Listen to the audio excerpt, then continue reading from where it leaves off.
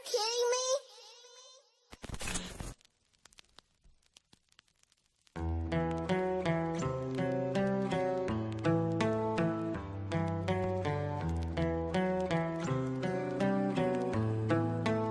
I keep on falling, falling and falling. Will I ever reach the bottom? I'm sorry, 'cause I keep on falling, falling and falling. The dealer of pain is what they call me.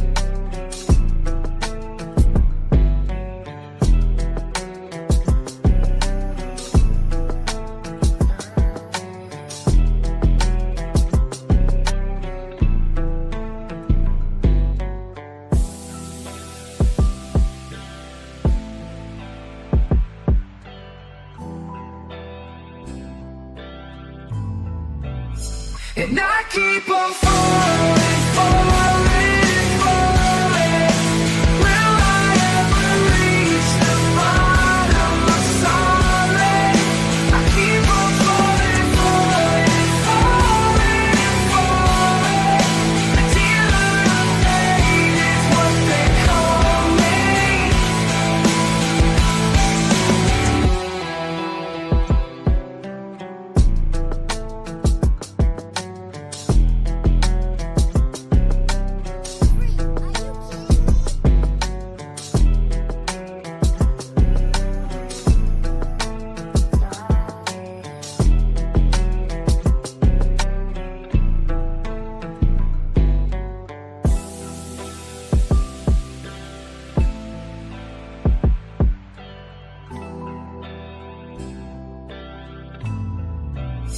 And I keep on falling, falling, falling. Will I ever reach the bottom? I'm sorry. I keep on falling, falling, falling, falling. The dealer of pain is what they call me.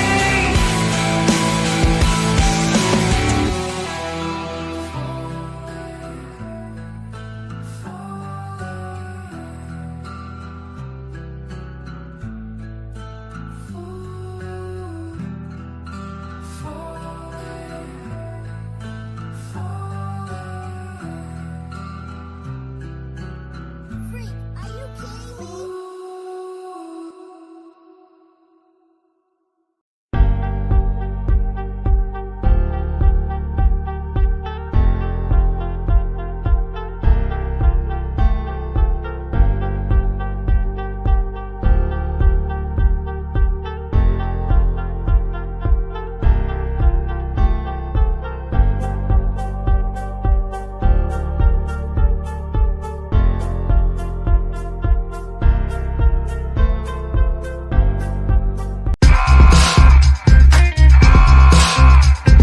Suicides on one.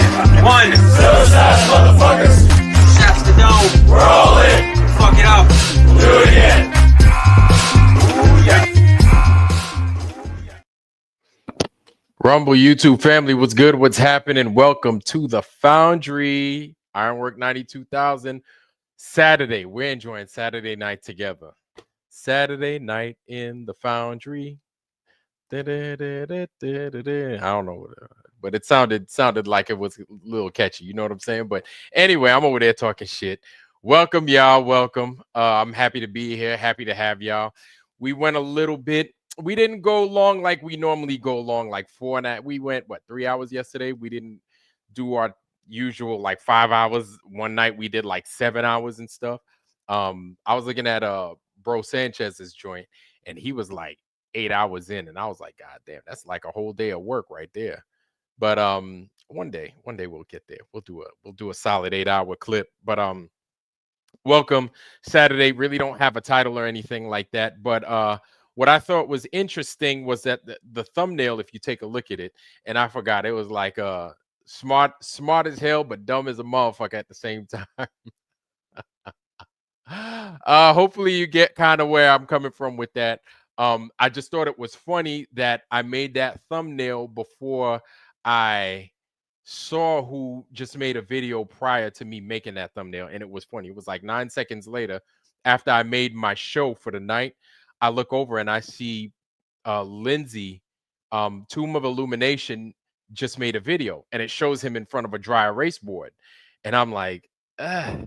And what I said was to Tomb of Illumination, I was like, "Hey, Tomb, what's happening?" I left it in his comment section. I was like, "Tomb, what's good? Why don't you join us tonight? You know what I'm saying? I'd really love to have you. You know, we're going live in 2 hours." And then I thought about my thumbnail, and I looked at his pose in his freaking video, and I was like, I had to send him another one. I was like, "Hey, do not take offense to my thumbnail, please. Okay, don't take any offense to it. That has absolutely nothing to do with you." But what it has to do with that thumbnail was what I was watching earlier today, right? Earlier today, if some of you guys are familiar with the Apollo, you know what? First things first, let me not get off script because y'all know how I like to do. And first things first, I say what's good to the people in the foundry. I got to say what's happening with the family. And, I got to do my roll call and I got to check in. You know how we do in here. Greetings first, and then everything else seems to follow. From the top, Lord Racer, what's good, bro? Nice to see you. Lev Kung Shaolin, what's good, bro? John Tennant, what's happening, man? It's good to see you. Yeah. So he saw me on Tomb. Yeah. There was no offense. I didn't mean any offense by it, but it's good to have you. Again, Lord Racer, Shannon Emerson, what's happening, sis? It's good to see you. One of my day ones, Mr. Warrior, another day one. Ida Hill, another day one. Okay, it's good to see you guys. Lowry's in the house. What's going on, bro? It's good to see you, man. All right, let's make our way down. Marcy Chan, what's happening, sis? It's good to see you. All right. Okay, let me hurry. Yeah, man, it's good to see y'all. Eugene 12, what's going on, brother? What's going on, man? And let's see. Okay, all right, okay. It's I'm a work in progress, bro. I'll tell you right now, I am a work in progress. I wake up in the morning sinning. I'm pretty sure God's sitting there looking down at me, just shaking his head, but I do the best I can, bro. You know what I'm saying? But welcome, brother.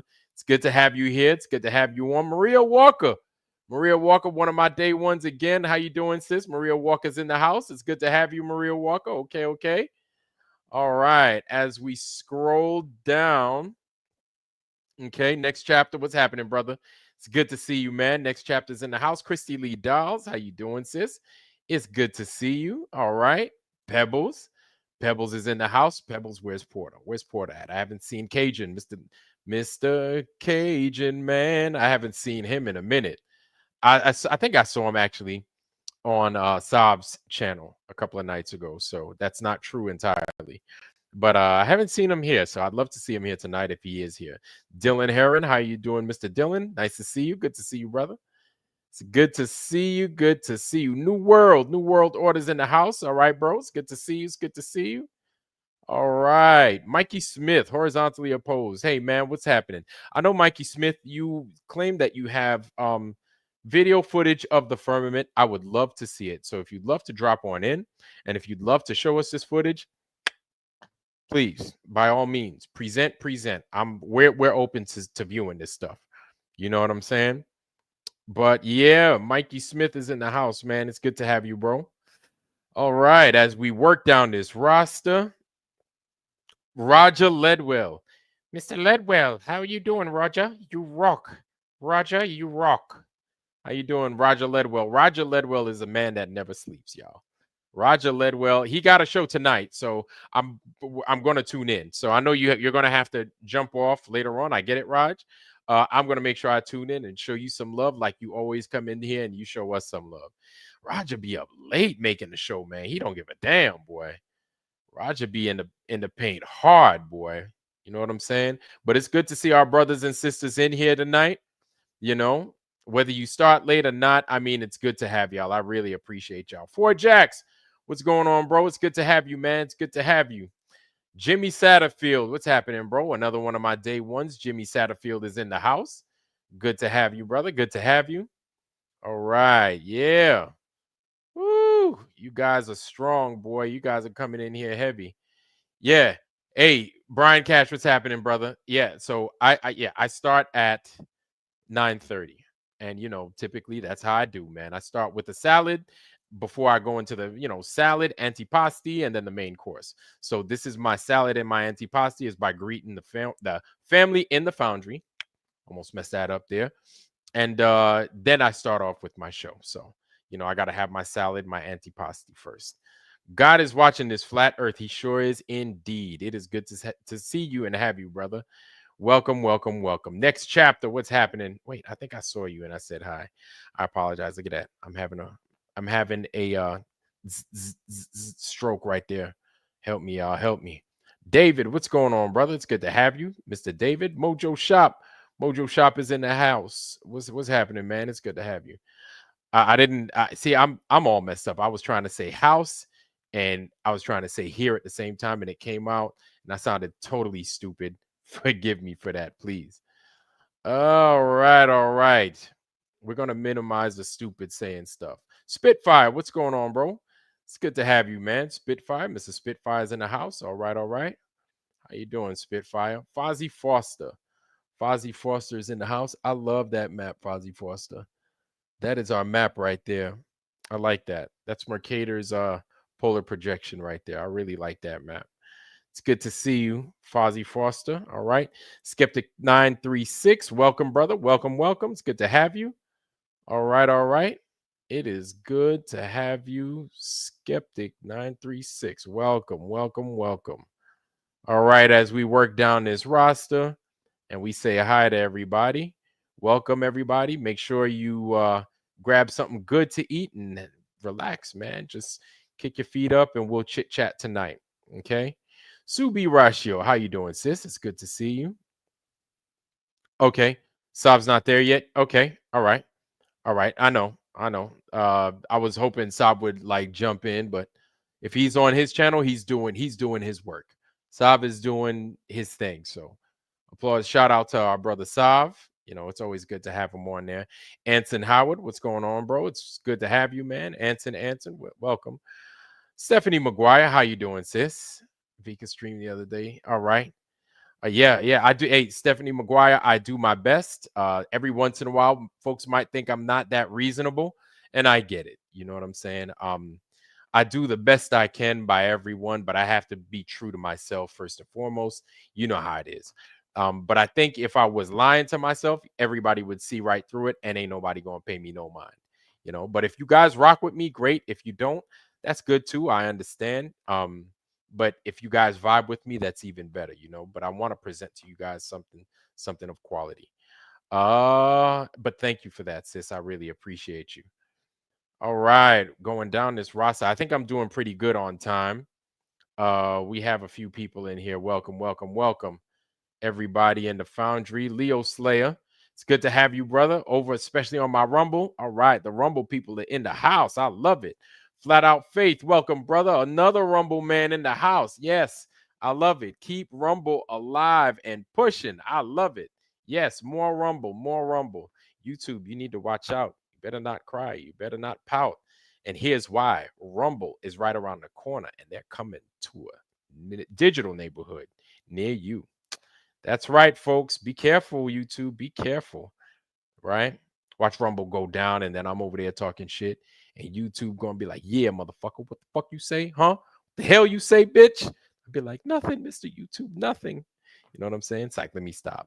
I don't think Rumble's going anywhere. Hopefully they maintain the way they're doing. And yeah, I'm just going to keep going with Rumble, man.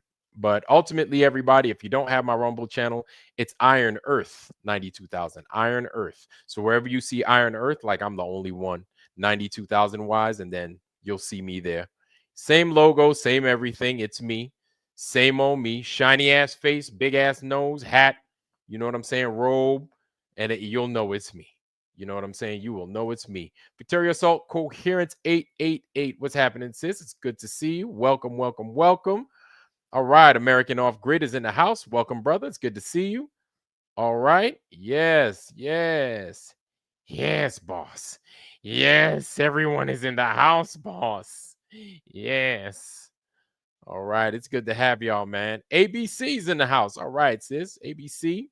Welcome. Where there's ABC, there is Sean Alki. Exactly. I love it.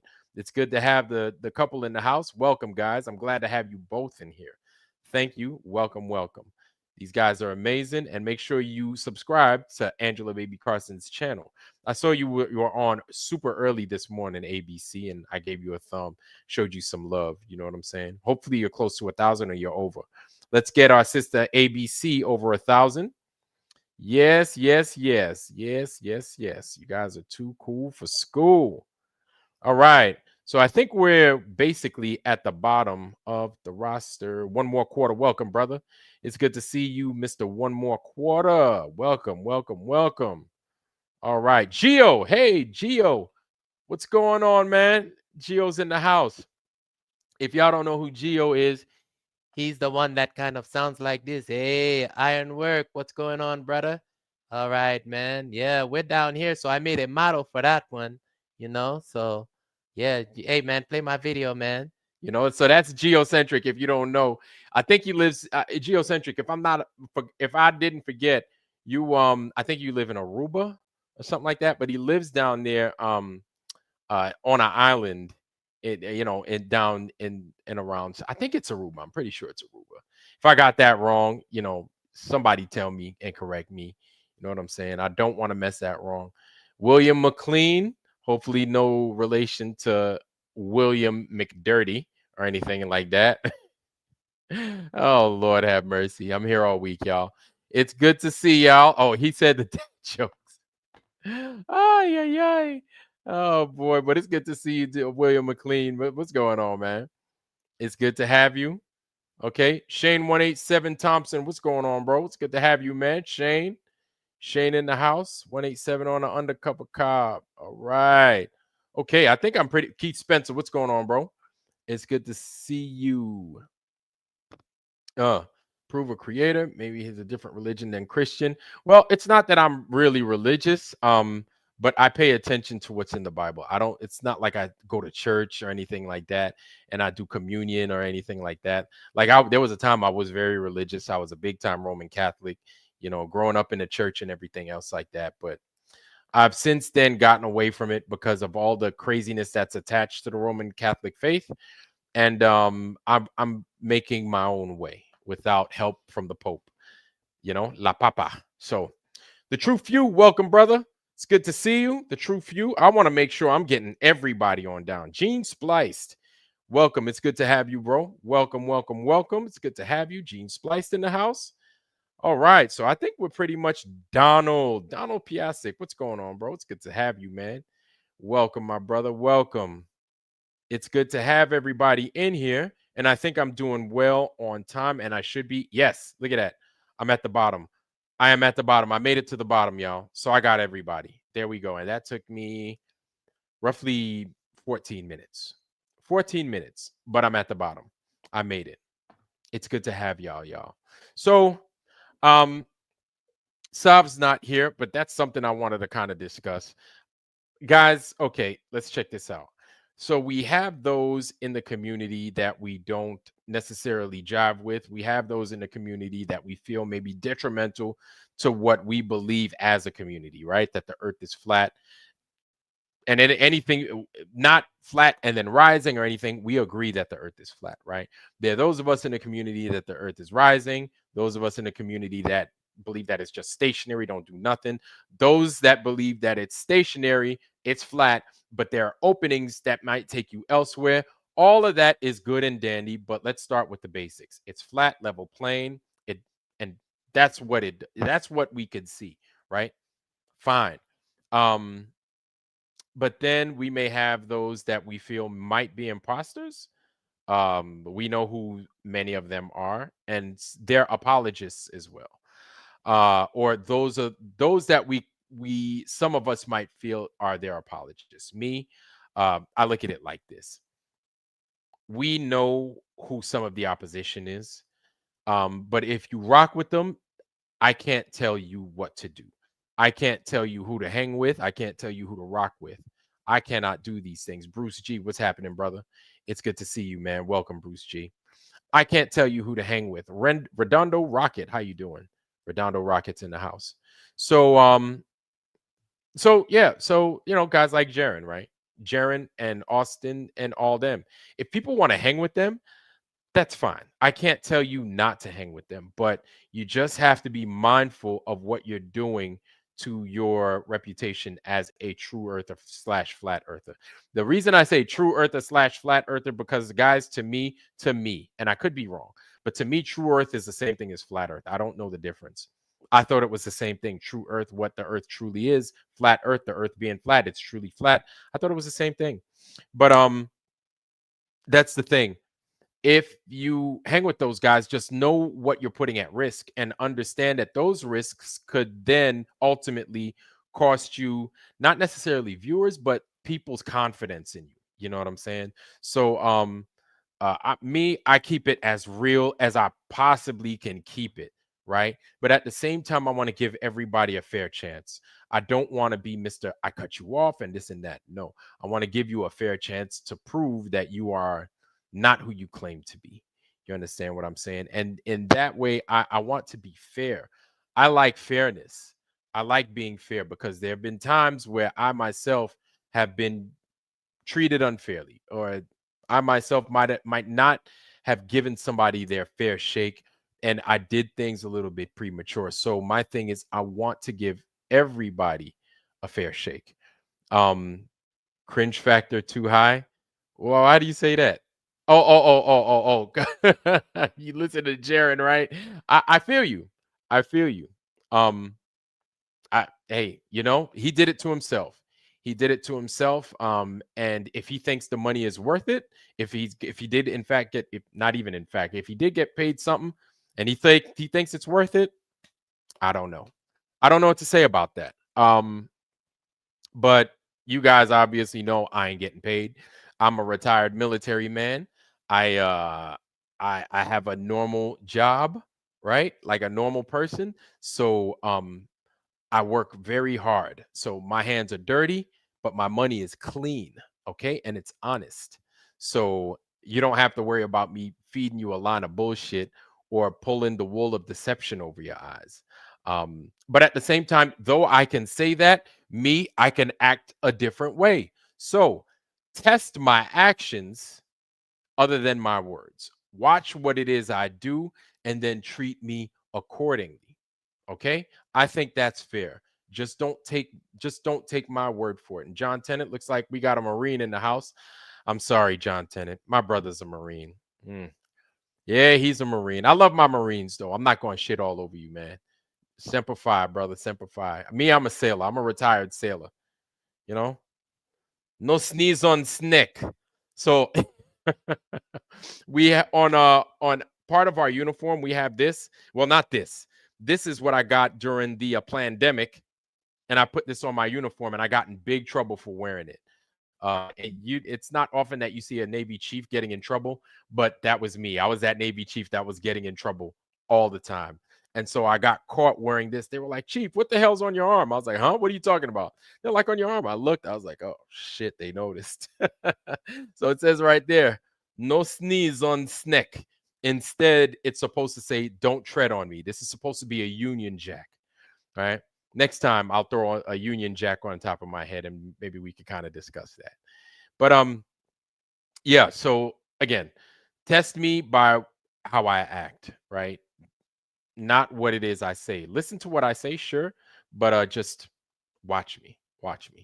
And I'm gonna, like I said, though I act and I talk a certain way, I'm going to treat those that I have as guests and those that I rock with as well. I'm going to treat those guys with respect, right? I know we may feel a particular way, some of us, about some of our viewers. I get it, but we have to give them some respect. We got to give them a fair shake, and then let them prove you or the majority of you right. Okay, let's give them a chance though. In the meantime, but other than that craziness that I'm talking right there, I wanted to bring to you guys' attention something that I was watching today, and this is what I interrupted myself so I could go visit the Foundry real quick and chop it up with y'all.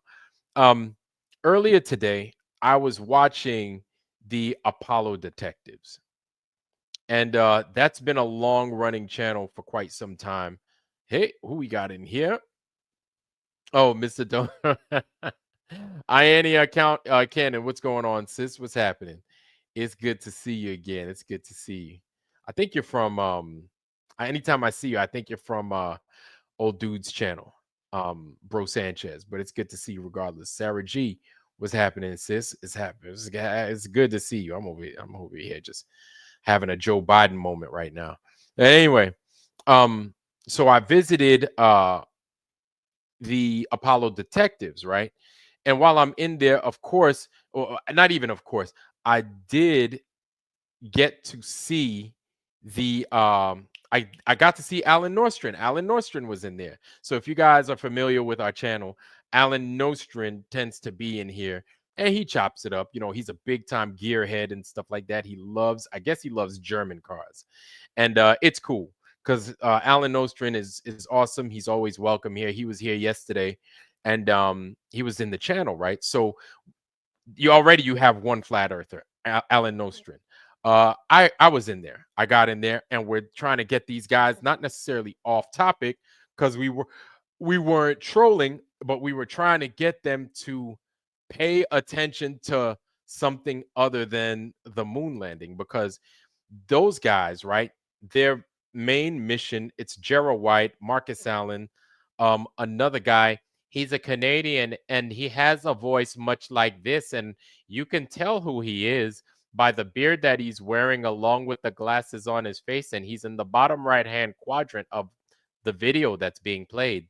You'll hear his voice, you'll know exactly who I'm talking about. I don't know who he is, but these guys are some of the smartest people that I've ever seen on YouTube, right? These guys are very well educated. They understand the game. They're well spoken, and they rock in their craft, right? And so, though they do rock in their craft, the thing that puzzles me is, you know what? Let me show you guys. So you guys could see for yourselves. All right. Let me present this to y'all. And you guys tell me what you think.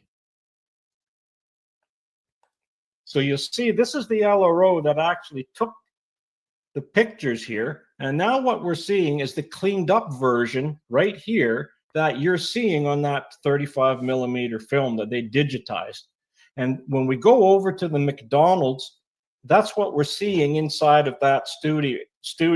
What they did was they took all of the films that were sitting around and they trucked them all over to McDonald's, to that restaurant, because they say it had air conditioning and the lighting was good and it was the proper environment.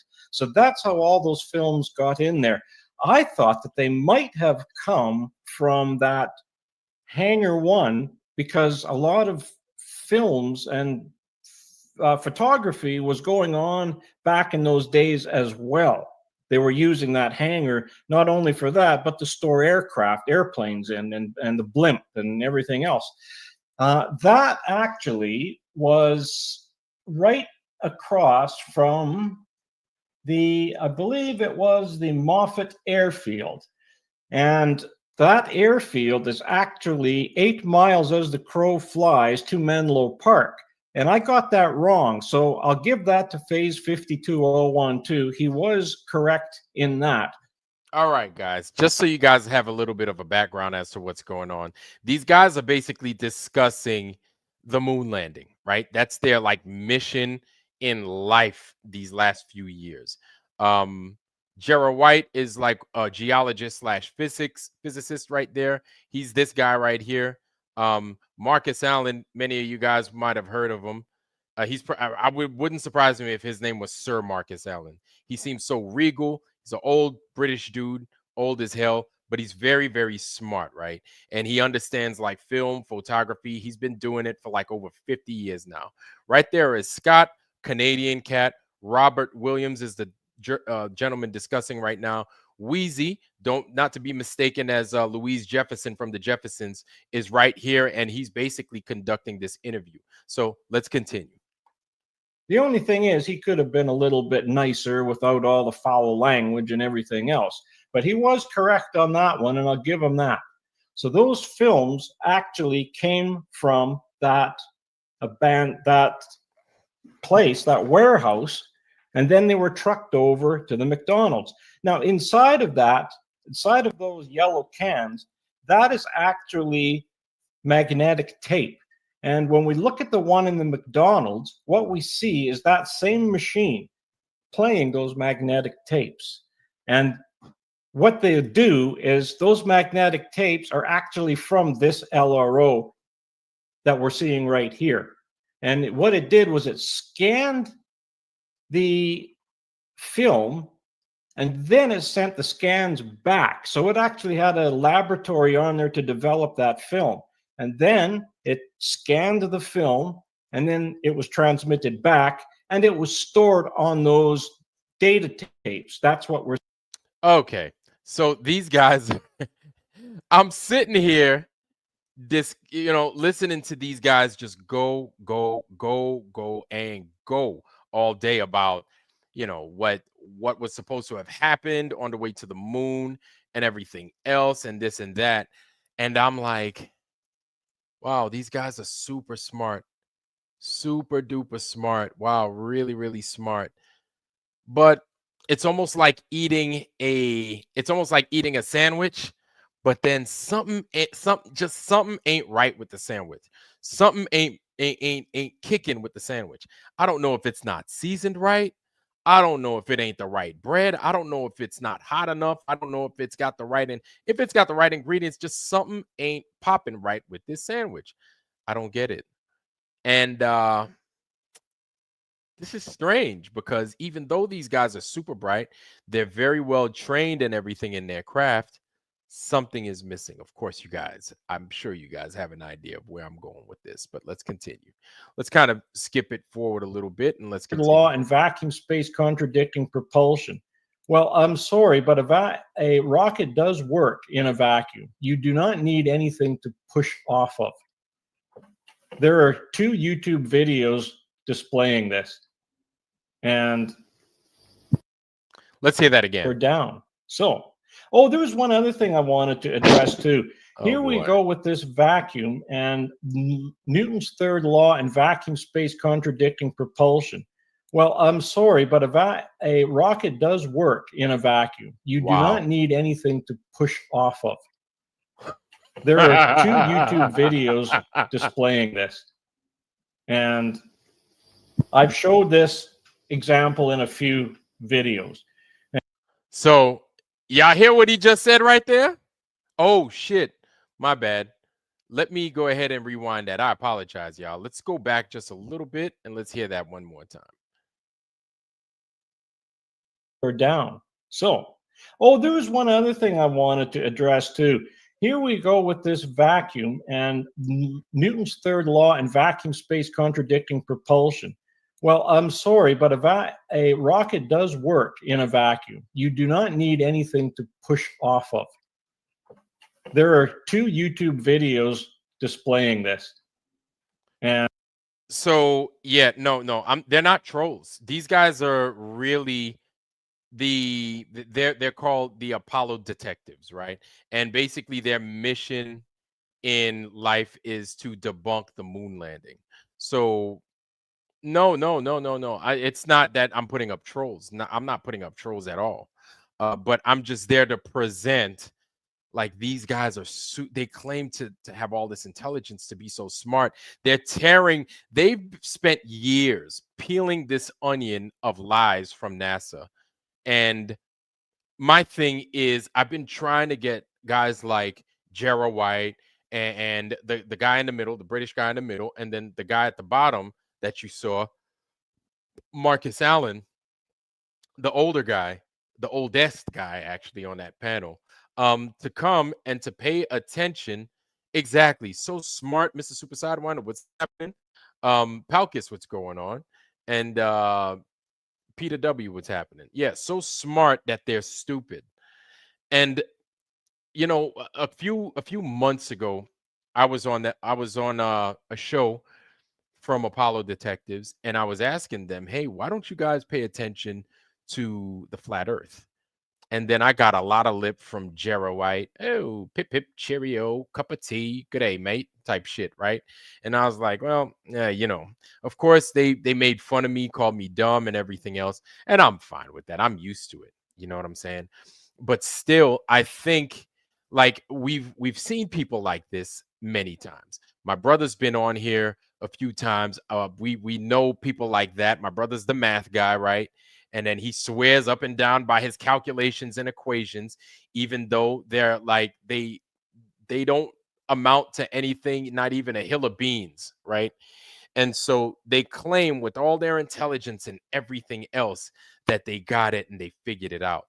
Hell, we haven't even figured it out. We don't even know what the hell the sun is. You know what I'm saying? So we know we don't have it figured out, but what we know is where we're not. You know what I'm saying? And these guys are going down a rabbit hole that's going to take them absolutely nowhere. And so my thing is, Ryan S., what's going on, brother? Yeah, and yes, they think the Peter W, they absolutely think the ISS is real. Yes. Yes. All these bizarre movements and everything else, they think is real. You just heard Scott, right? You heard him say, well, a rocket absolutely does work in a vacuum. And I'm like hell it does. How the hell does it work in a vacuum? You know what I'm saying? So these guys they're in the wrong set of weeds, and they have no. What's crazy is this. I'm saying all that because here's what I'm starting to notice, right? Is that even though we're in our flat earth community, we're kind of not, I try not to say hermetically sealed because we've seen the other side, but we know what it is we know. We know also what it is they know. But what it is they know is still a hot topic. You understand? It hasn't gone away, obviously. And you have very well-meaning people. New World, what's happening, brother? It's good to see you. All right. You have some very well-meaning people that have no idea that they're playing for the wrong fucking team. They have no clue. They're so smart, they're so capable, and they seem well-meaning. But they're either afraid to take the next step or they have no fucking clue. Serious business. What's happening, brother? Monty, what's good? What's good? It's good to have you. So let me see what we got in here. The ISS is real. I know how rockets work in a vacuum. How do rockets work in a vacuum, Charles Arnold? Please tell us. Please tell us how a vacuum works in a vacuum. A rocket works in a vacuum. Larry, what's going on, bro? What's happening, man? Dude, I love this topic so much. Yeah, man. The moon is what got me on this whole Effie journey. It was just like I never believed in that crap. And these guys that dork out and talk about like it never happened, but the moon is there and you can land on it. Weird. It's a weird, like, I don't know if it's a boomer concept or something. My dad, love him to death. He's intelligent as hell. But just can't. You could tell him the moon landing didn't happen. He's like, well, maybe it didn't happen, but it's still the moon. It's still out there in heliocentric, Disneyland Spaceballs, right? So like, and again, it's like even Bart Sibrel, right? The guy is like every bit like smashing the moon landings, but he still believes it's a solid rock out there. I don't know. It's a weird thing, dude. I don't know. Yes. You want to know something? It's this maybe it's the word presupposition. I want to use that word. I just don't. It's because it sounds sexy and good, but I don't know what it means and I don't know the proper context in which to use it. But it sounds like it would be the right word in this case because these guys are making an assumption that the moon is a solid object. Mhm. And then they're basing it off of things like, well, we know it's a solid object because China sent the Chang'e. And I'm like, well, surprise, motherfucker, because the Chinese are a bunch of liars too. Surprise. Not saying that we're any perfect because our government is full of bullshitters. Look at these California. You got this California fucking everything is turning into a California raisin in California right now.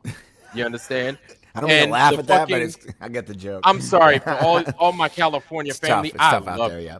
But our government is mistreating everybody, and a perfect example of that is California.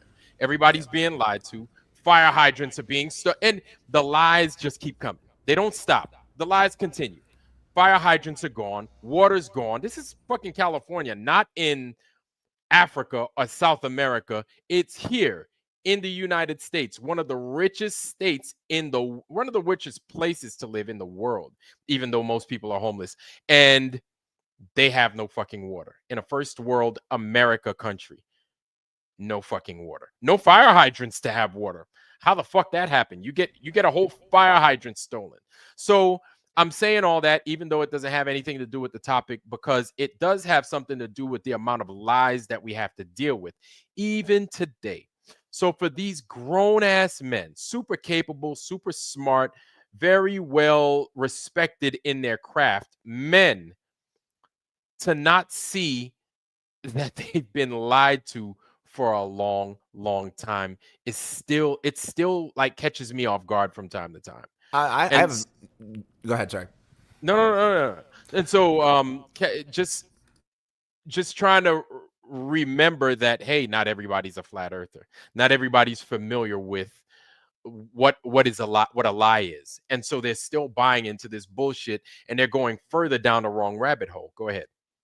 Yeah, I was gonna say like it was a really interesting thing that went around Twitter today, and this goes with both what you're talking about with the moon stuff and Los Angeles.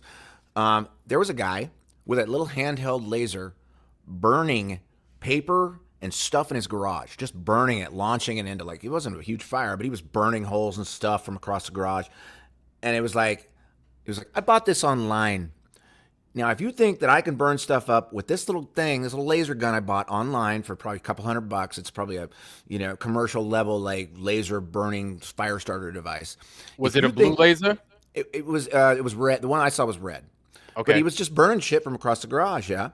And I'm like, if they have that commercially available, what do you think they have on the nose of a jet plane from one of our military, positions? that we've had that for over close to 40 years. We've had Yeah. this laser gun. We've had Yeah. that laser gun mounted on the radar. It looks like of an airplane. That's right.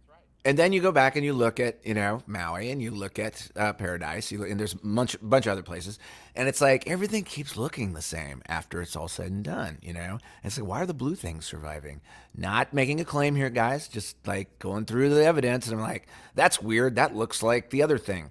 Oh, that's weird. That looks like the other. At what point in time do we stop saying that's weird? That looks like the other thing, and saying like, holy shit, what is actually happening here? Like, is this just real estate games for the elite?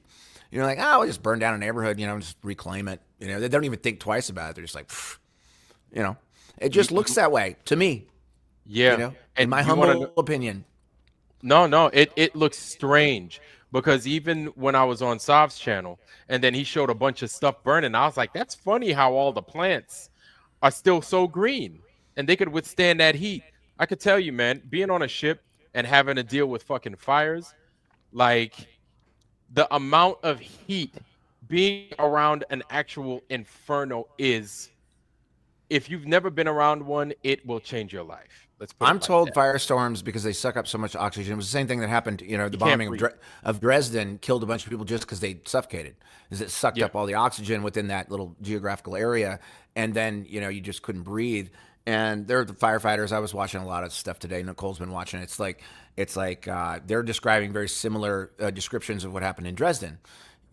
fire tornadoes, fire nados, these sort of thing. But the the public media campaign is such that, well, we just treat it as if it's a natural event. Of course, they're going to call it climate change. That's just what they're going to do. So you have these, this whole media narrative that's running parallel with the actual thing that's happening, and then you have the gaslighting in between, which is what the media does. They do this with all things, and this brings it back to the moon. I mean, the ultimate gaslight of all time, or maybe not gaslight, but just deception, was just taking something that's this and making it like this. Taking something that's this and turning it into this, which is an inversion. And they did the same thing with the moon. It was like, well, if it's, the moon, it looks like it's a sphere. So what you're walking around on is a sphere.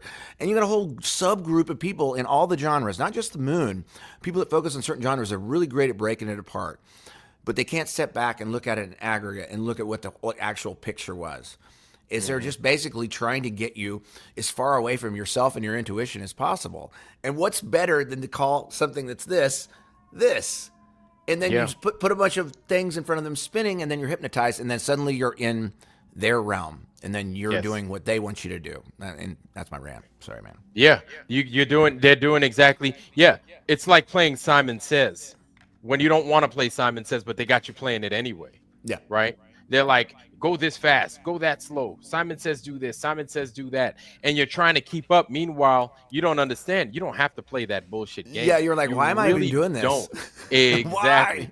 Well, you have to. And you're like, oh shit, let me get back into the game. I'm fucking up. Right. And so they've got us looking at the moon. And this is why I say, man, they played a tricky game. They got us looking at the moon as if it's physical. They got us looking at the sun as if it's physical. They got us looking at the stars the same way. Everything. And so when things are physical, that means they have definition. And when something has definition, that means it has a beginning, it has an end. It is an absolute, a beginning, an end. It's measurable. Can we truly measure the moon, though? Can we truly measure it? Yeah, I mean, when it's in a different position from each person looking at it, that's a problem to begin with, because every single person sees, a moonbeam across a lake up to their feet. But even if you're standing 6 feet apart from them, it's going to them, whereas in your position, it's going to you. Yeah. We're talking about living inside of actually, Nicole, she's not really scientific, but she's very artistic. And she said something that's like, well, if you're inside of a prism, you wouldn't know where the light's coming from. You wouldn't know where it's bouncing off this or it's doing that. You wouldn't know. It's like a kaleidoscope. And that's her. I'm coining Nicole on this because she says you're welcome. Hey, Nikki, what's happening? But it's like, you wouldn't know. You wouldn't know. And that was my whole thing with and I'm not even gonna bring up TFE anymore. That thing is in my rearview mirror. But it's like when I saw the sun over here, they saw the sun 7,000 miles in a different place. I was like, well, that's weird. That's like really weird. And I was like, well, I don't know if we're gonna get this figured out with this one data point that happened down here. But back to the moon, which was really important is these subgroups. There's a lot of guys that are like moon hoax, just experts. They're just amazing. But even this is even a better one. George Norrie, who is a moon hoax kind of guy, and he's been used to love George Norrie from Coast to Coast. Dude, when we've had our group has had people on his show, I think Wise has been on there. I think there's a few other people that have been on there. He didn't even think, he thought it was a joke. He's like, he didn't even think that the people that were on there were actually saying, it's actually flat, because he's been in a world that he was indoctrinated into the heliocentrism. Yeah. So he didn't even know how to talk about it. He thought it was a joke, and then he short-circuited live on air. It's public record, and it's not that he's a bad guy, because I grew up on people like George Norrie, the broadcasters from Southwest. Yeah, Art Bell, all that stuff, man. And you can't get mad at him because they helped you kind of. He's the same as Alex Jones. I think he's probably some sort of puppet in this, but he kind of led us up above some spots. And you're like, Alex Jones, what the fuck are you doing, man? I don't think Art Bell or George Norrie actually knew any better. I think they just were heliocentrified, and then they caught it at a certain level. Whereas we're the filtering, basically at the bottom of the cat. So we had learned through all those guys, and we're like, guys, look, it's not anything like we thought it was. Right. It's just not. And you want to know something? They spent years on radio discussing the moon hoax. They have friends. They have I forgot his name, guy with a mustache and beard that comes on often. You know who I'm talking about? NASA dude. Oh gosh. You know who I'm talking about. He's on there all the time. They had John Lear that used to come on all the Okay. time. You want to They talk about had John him. Lear? You want to talk about They John had Lear? him. No, John- not really. Okay. but Because yeah, I mean, John Lear is like right in the moon discussion, but like just put a dot on that for Richard later. C. Hoagland. Richard C. Hoagland. Hoagland. Oh, dude, I spent 2 years with that fucking. He's a snake oil salesman, dude. Yeah, Richard Hoagland. so- Yeah. So you know that's about what him? I'm saying. So that's what I'm saying. Yeah, and I know about him. You have George Norrie and Art Bell. You know, Ian Punnett. All those guys that grew up. John B. Wells, I think it is, right? All those guys that grew up with Richard C. Hoagland for years, talking radio with Richard C. Hoagland, right? Mhm. And now we come and we spin the whole fucking narrative because we give them something that they're not ready for. They're not going to walk away from that. No, well, you know what? They've invested so much time, and it doesn't matter how true it is. And so I'm sitting there and I'm like, man, you guys are going to die and you're going to believe bullshit. You're going know, to it's die weird. soon. You've got weird. less years ahead of you and you're going to die. And this is what you want to go down believing? Lies? Like, man, it would be. And my thing is they've got such a powerful voice and they're so smart that if they took the step back to take 12.5 steps forward and see what the truth is and where they're not, imagine what that could do for their discovery. I mean, either one of these guys could be like, "Hey, I was wrong," and then put their intellect towards something that was right. Now, I'm not sure that's what Hoagland was doing. Hoagland wasted 2 years of my life. I was looking at Mars images for 2 years. This guy had me, he had me spellbound, you know, because I was still a space kid, you know, and this is like 2012 to 14. And I was like, this guy is talking some major heavy stuff. And then I realized, oh, he may be in the same school as the Learjet guy, but they were all spinning the Area 51 stories up into the ether of knowledge and people listening, right? And it was like, man, it was like to see how the snake oil thing goes down is really fascinating. And I actually can't get mad at Hoagland because he actually taught me a lesson. He's like, this is how easily you can be had. You can be had this easily. And you know, I remember, you know, when FE finally broke through in my mind, I was mad. I was pissed off at Hoagland. I was like, that's 2 years out of my life, you know, because I read a lot besides from playing music. I read, and I love the fringe stuff. I've always been, you know, like I said, the desert Southwest broadcasting. I love UFOs and all that stuff. And I'm sitting there, I'm like, do I get mad at this guy, or do I just be like, okay, he was a guy that was supposed to teach me a lesson, and he did teach me a lesson. You know, it's like now I can spot a grifter from a mile away, right? You know, and like we are in interesting times here. We really are, because we've got a lot of intersecting opinions, a lot of people infighting. It's like navigating a war zone right now, at least in FE land. But like, you know what? It's like I'm all smiles, man. It's like nothing has changed for me at all. And like now we can like move forward and keep talking about awesome stuff that is way more powerful than even your average bestseller fiction or nonfiction novel in your bookstore. You know, I mean, because we're just like, wow, every day's new. I'm sorry, I don't mean to hijack your show, dude. No hijacking at all. No hijacking, no low jacking. But I tell you what, seeing guys this bright, it's unfortunate just because, I mean, you have folks, they silenced me. First, they greeted me. Hey, Ironwork, what's going on? Hey, Alan Nostrum, what's happening? So I was like, okay. And then I was like, it's amazing that you guys are here. I love your show. You know, I basically gave them the shit sandwich. Don't know what a shit sandwich is? It's, I love your show. Bullshit in the middle. Like, this is what you could fix. In the middle, patty. And then your show is amazing, bread. So I got the I love your show bread with the fucking all beef patty of you can fix it, right? By looking at other things other than the bullshit that you're fucking looking at right now. So once they ate the shit sandwich, I don't think they liked it without the seasoning either. And they kind of silenced the hell out of me. They took my fingers away. So after they took my typing ability away to comment further, I started to notice that there were other flat earthers scattered about within that chat, and it was amazing. So, of course, Alan Nostrin spoke up. He said his piece, and I think they silenced him too. They silenced another guy. And so these people are still out there with these prominent channels. They're still out there. Though they may think that they're doing mankind a service by looking at the moon landing hoax, it's like, dude, leave the moon alone. We know it's a hoax. How do we know it's a hoax? Well, because it's flat. This place is flat. It's You know almost what I'm like saying? it's like their golden egg. They've got this audience that believes this goose that lays a golden egg, so they're going to stick to their golden egg. And how they cannot like get away from that and be like, look, even though you're getting a golden egg for now, you still ultimately in aggregate you're not on track here. You're not true north, right? And like, and I'll say this, like, to the end of the day, it's like, we didn't spend almost a decade looking for curvature that isn't there. We did it. We did the work. We sure did. And you know what? Guess what? We still haven't found it. It's still bullshit. But spotting the grift is like probably the most powerful lesson you can learn in all of this. It's like spotting the grift from Hoagland, spotting the grift. And some of them are doing a grift they don't even know they're doing.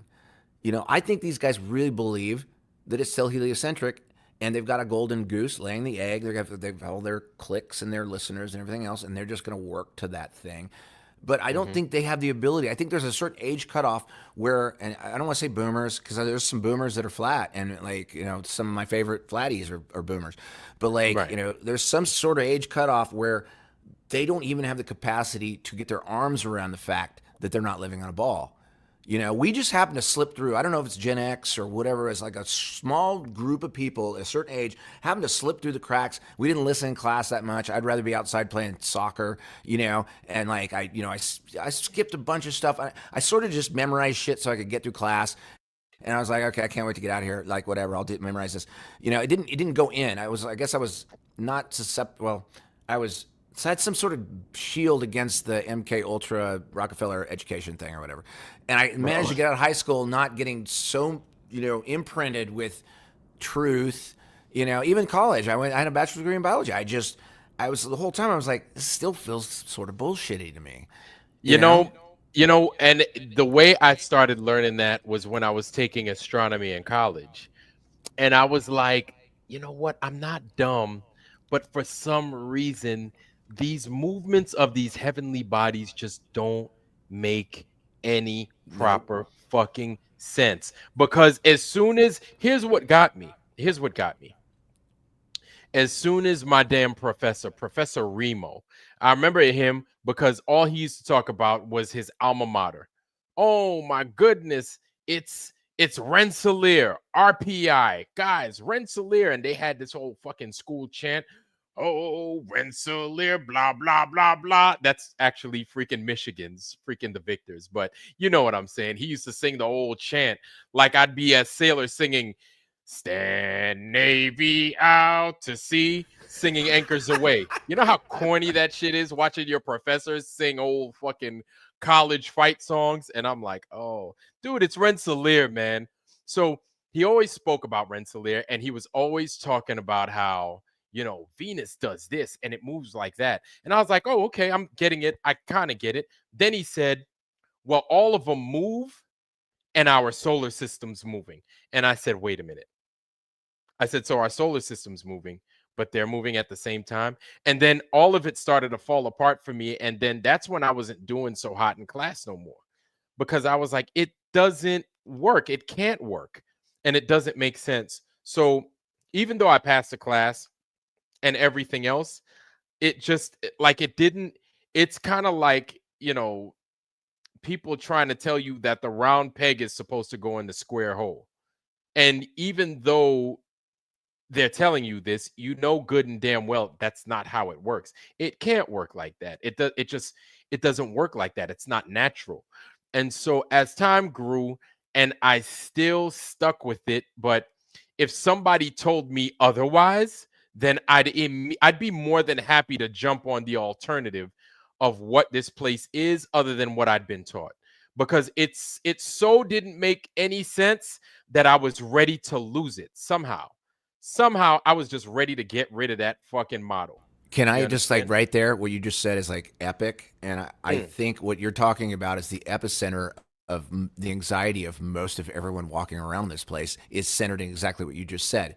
When your intuition is battling what it actually sees versus what you're being told, which is indoctrination, which is education, that sort of thing, that's where the rubber meets the road. That's anxiety. That's the ultimate human problem, whether it's fear, anxiety, you can give it any name you want. It is when your intuition battles when someone else tells you something. You know, if our childhood mind was allowed to just keep growing without some figure away from your parents telling you about this world, took you to a different place, and you're like, this doesn't make any sense, I don't get it. You know, you have this winding up of anxiety through your whole life. You might live 80, 70, 80 years or whatever, and you never understood what caused it. That's what it is. It's like it's an MK Ultra trick to get your third eye and your soul all twisted up and not understanding. Anxiety comes from your intuition battling some bullshit from an outside source. You know, I can't say it any easier than that. I'm not trying to preach here. I'm just saying it's like that's what most of the community that I know of us is like. Everybody's really attached to their intuition. And some get really spiraled up when things don't work out, you know, the TFE thing, whatever. I don't because I'm perfectly comfortable and clear. I did the observations. I've seen 1,000 of them. I know that there is no curvature. It's not measurable. We've been trying to find it for 10 years. We've been fighting to find it for 10 years. I've been fighting to not be in flat Earth for at least 2 of those first 10 years. I was like, fuck this. I don't want anything to do with it. Okay. And I fought and I looked and I was like, it's got to be curvature here somewhere. We got to be able to figure it out. And it ain't there. It's just not there. And the rest of this bullshit is just bullshit. Mm-hmm. That's it. It's BS. It's BS. But it's like it's amazing when you see the people that should be qualified. They're qualified. It's like your qualifications doesn't matter who says you're qualified. They don't mean shit. It's crazy that we are where we are, and exactly the dumb Hakeem. What's happening? Dumb and dumber contest out here. Exactly. It's a dumb and dumber. It's like dang, like y'all really don't know what the fuck y'all talking about. And then you know what they'll do? They'll defer to their buddy that's the engineer over at the JPL. Or they'll talk about their friend that works at the NRO or this and that and this. And it's like, you know, I've worked at these places. I've seen from my own 2 eyes how these things function. I've gotten to put my hands on them, right? And then, like, even though these guys are super confident in their abilities, it's like their shit ain't going nowhere. It's really going nowhere.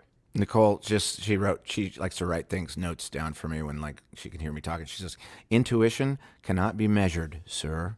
And I believe that. Like your intuition is so much more powerful.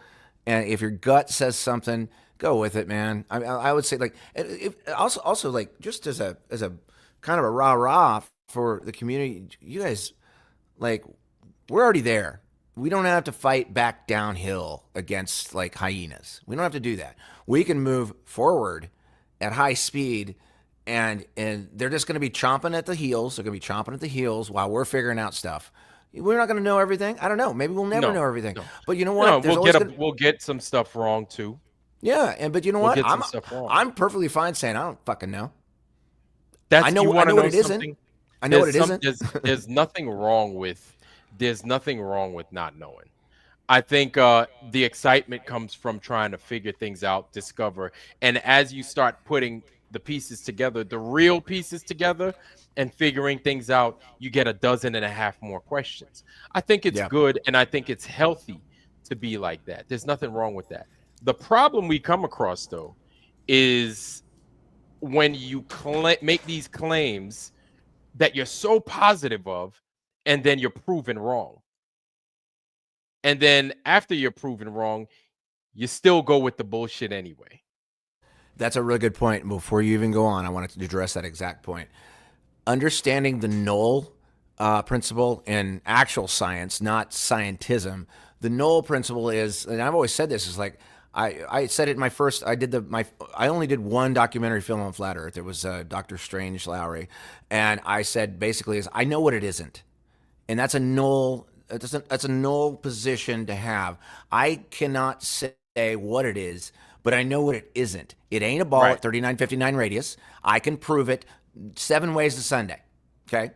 And that's the way to do it. Now you get called a flat earther. People make fun of you, flat earther, you fucking idiot. No, fuck you. Okay. Now I can tell you what it isn't. I can tell Right. you what it isn't.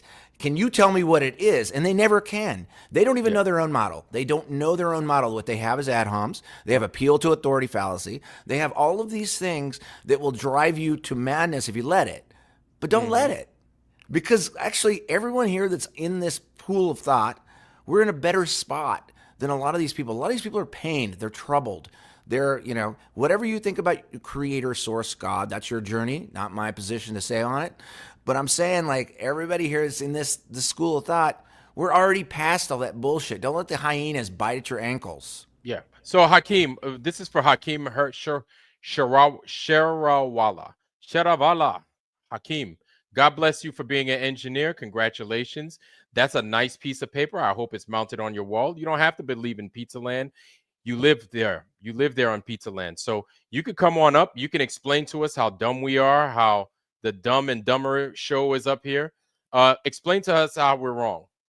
I'd really like to see that. Like, if you could show us something and show us where we're wrong, like, hey man, we're here to learn.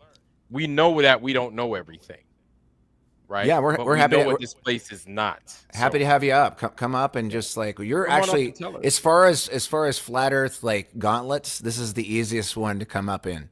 So if you want to come up in here, come on up, man. I'm happy to talk. Yeah. I would love it too. Yep. Hey guys, finally Yes, back. Lord. What's happening, man? It's good to see What's you, up, bro. man? Good to be around. Yeah. Let's do it. So that's the thing. Hakeem and Charles Arnold, like, you guys are more than welcome over here. I'm not going to cuss you out. I'm not going to not let you speak. You guys have the floor, right? We're going to let you speak your piece. But here's the thing. You have to, and Hakeem, just prove us wrong. It's that simple. And we're laughing because the thing is, unless you are God somehow and you can make this place curve and bend and move all of a sudden, it ain't never going to happen. So we're like high on confidence in these regards, because you can't make something that's never happened like that happen. So we're waiting on you. You just explain how you don't need knowledge. No, I didn't say I didn't need knowledge. Never said that, Charles Arnold. But hey, you're more than, like I said, Charles Arnold. Like, there's so many people in here in the chat that wants to talk. But you don't have to. You can come on up here and you could tell us how silly we are. It's that simple. Like, I'm giving you guys the floor. Okay? And I'm not being fresh about it. I'm not being, cheeky or anything. It's your opportunity to tell us. Mr. Hakeem, you're an engineer. You know something that we don't. Please go ahead and tell us, man. There are more than 25. Okay, you know that there are more than 25 space agencies doing real work. Okay, Hakeem Sharawala, do you think those space agencies came before NASA? Number one, NASA is the golden standard of space agencies. Okay, so where the other space agencies are like Fago or fucking Pepsi or RC Cola, NASA is the Coca-Cola of the space agencies, in other words. So I'm giving you an opportunity to come on up here. The Europeans, yes, the ESA, the freaking JAXA, all of that. Like, I get it, of course, sure. But do you know that all of them are in concert with one another, working together, making sure that they get these lies out here? Oh, let me also remind you, Hakeem Sharawala, there was something that happened in 2020 that all those same countries that you mentioned right there understood that there was some bullshit people were getting injected with. So because those countries are in concert with one another, they're telling the truth. They couldn't tell the truth about a fucking shot and the goddamn pandemic. Do you really think they're going to tell you the truth about where it is we live? That's an open question. And also, I'd like to talk about this. This is actually a really good point. And like, appeal to authority, Hakeem, appeal to authority fallacy is something that's built into the indoctrination. In other words, you think that you've been told something, it's that you appeal to authority because that's how you figured out what happened, right? I mean, we all learned the alphabet because the teacher told us, the alphabet works so we can talk to each other. They can tell you anything they want in compound fashion, all the way down the chute through your education, all the way up to the point where you have to challenge your own ego. You have to challenge who you are. Everything about you is your education and your ego and everything else that you want to talk about the world. It's all wrapped up in your ego. But if you come in and talk to us, this is the safest place ever to come on and talk. We are the least toxic of all.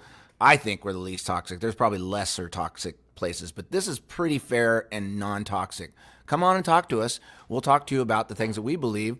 And if you appeal to authority, we're gonna do one of these.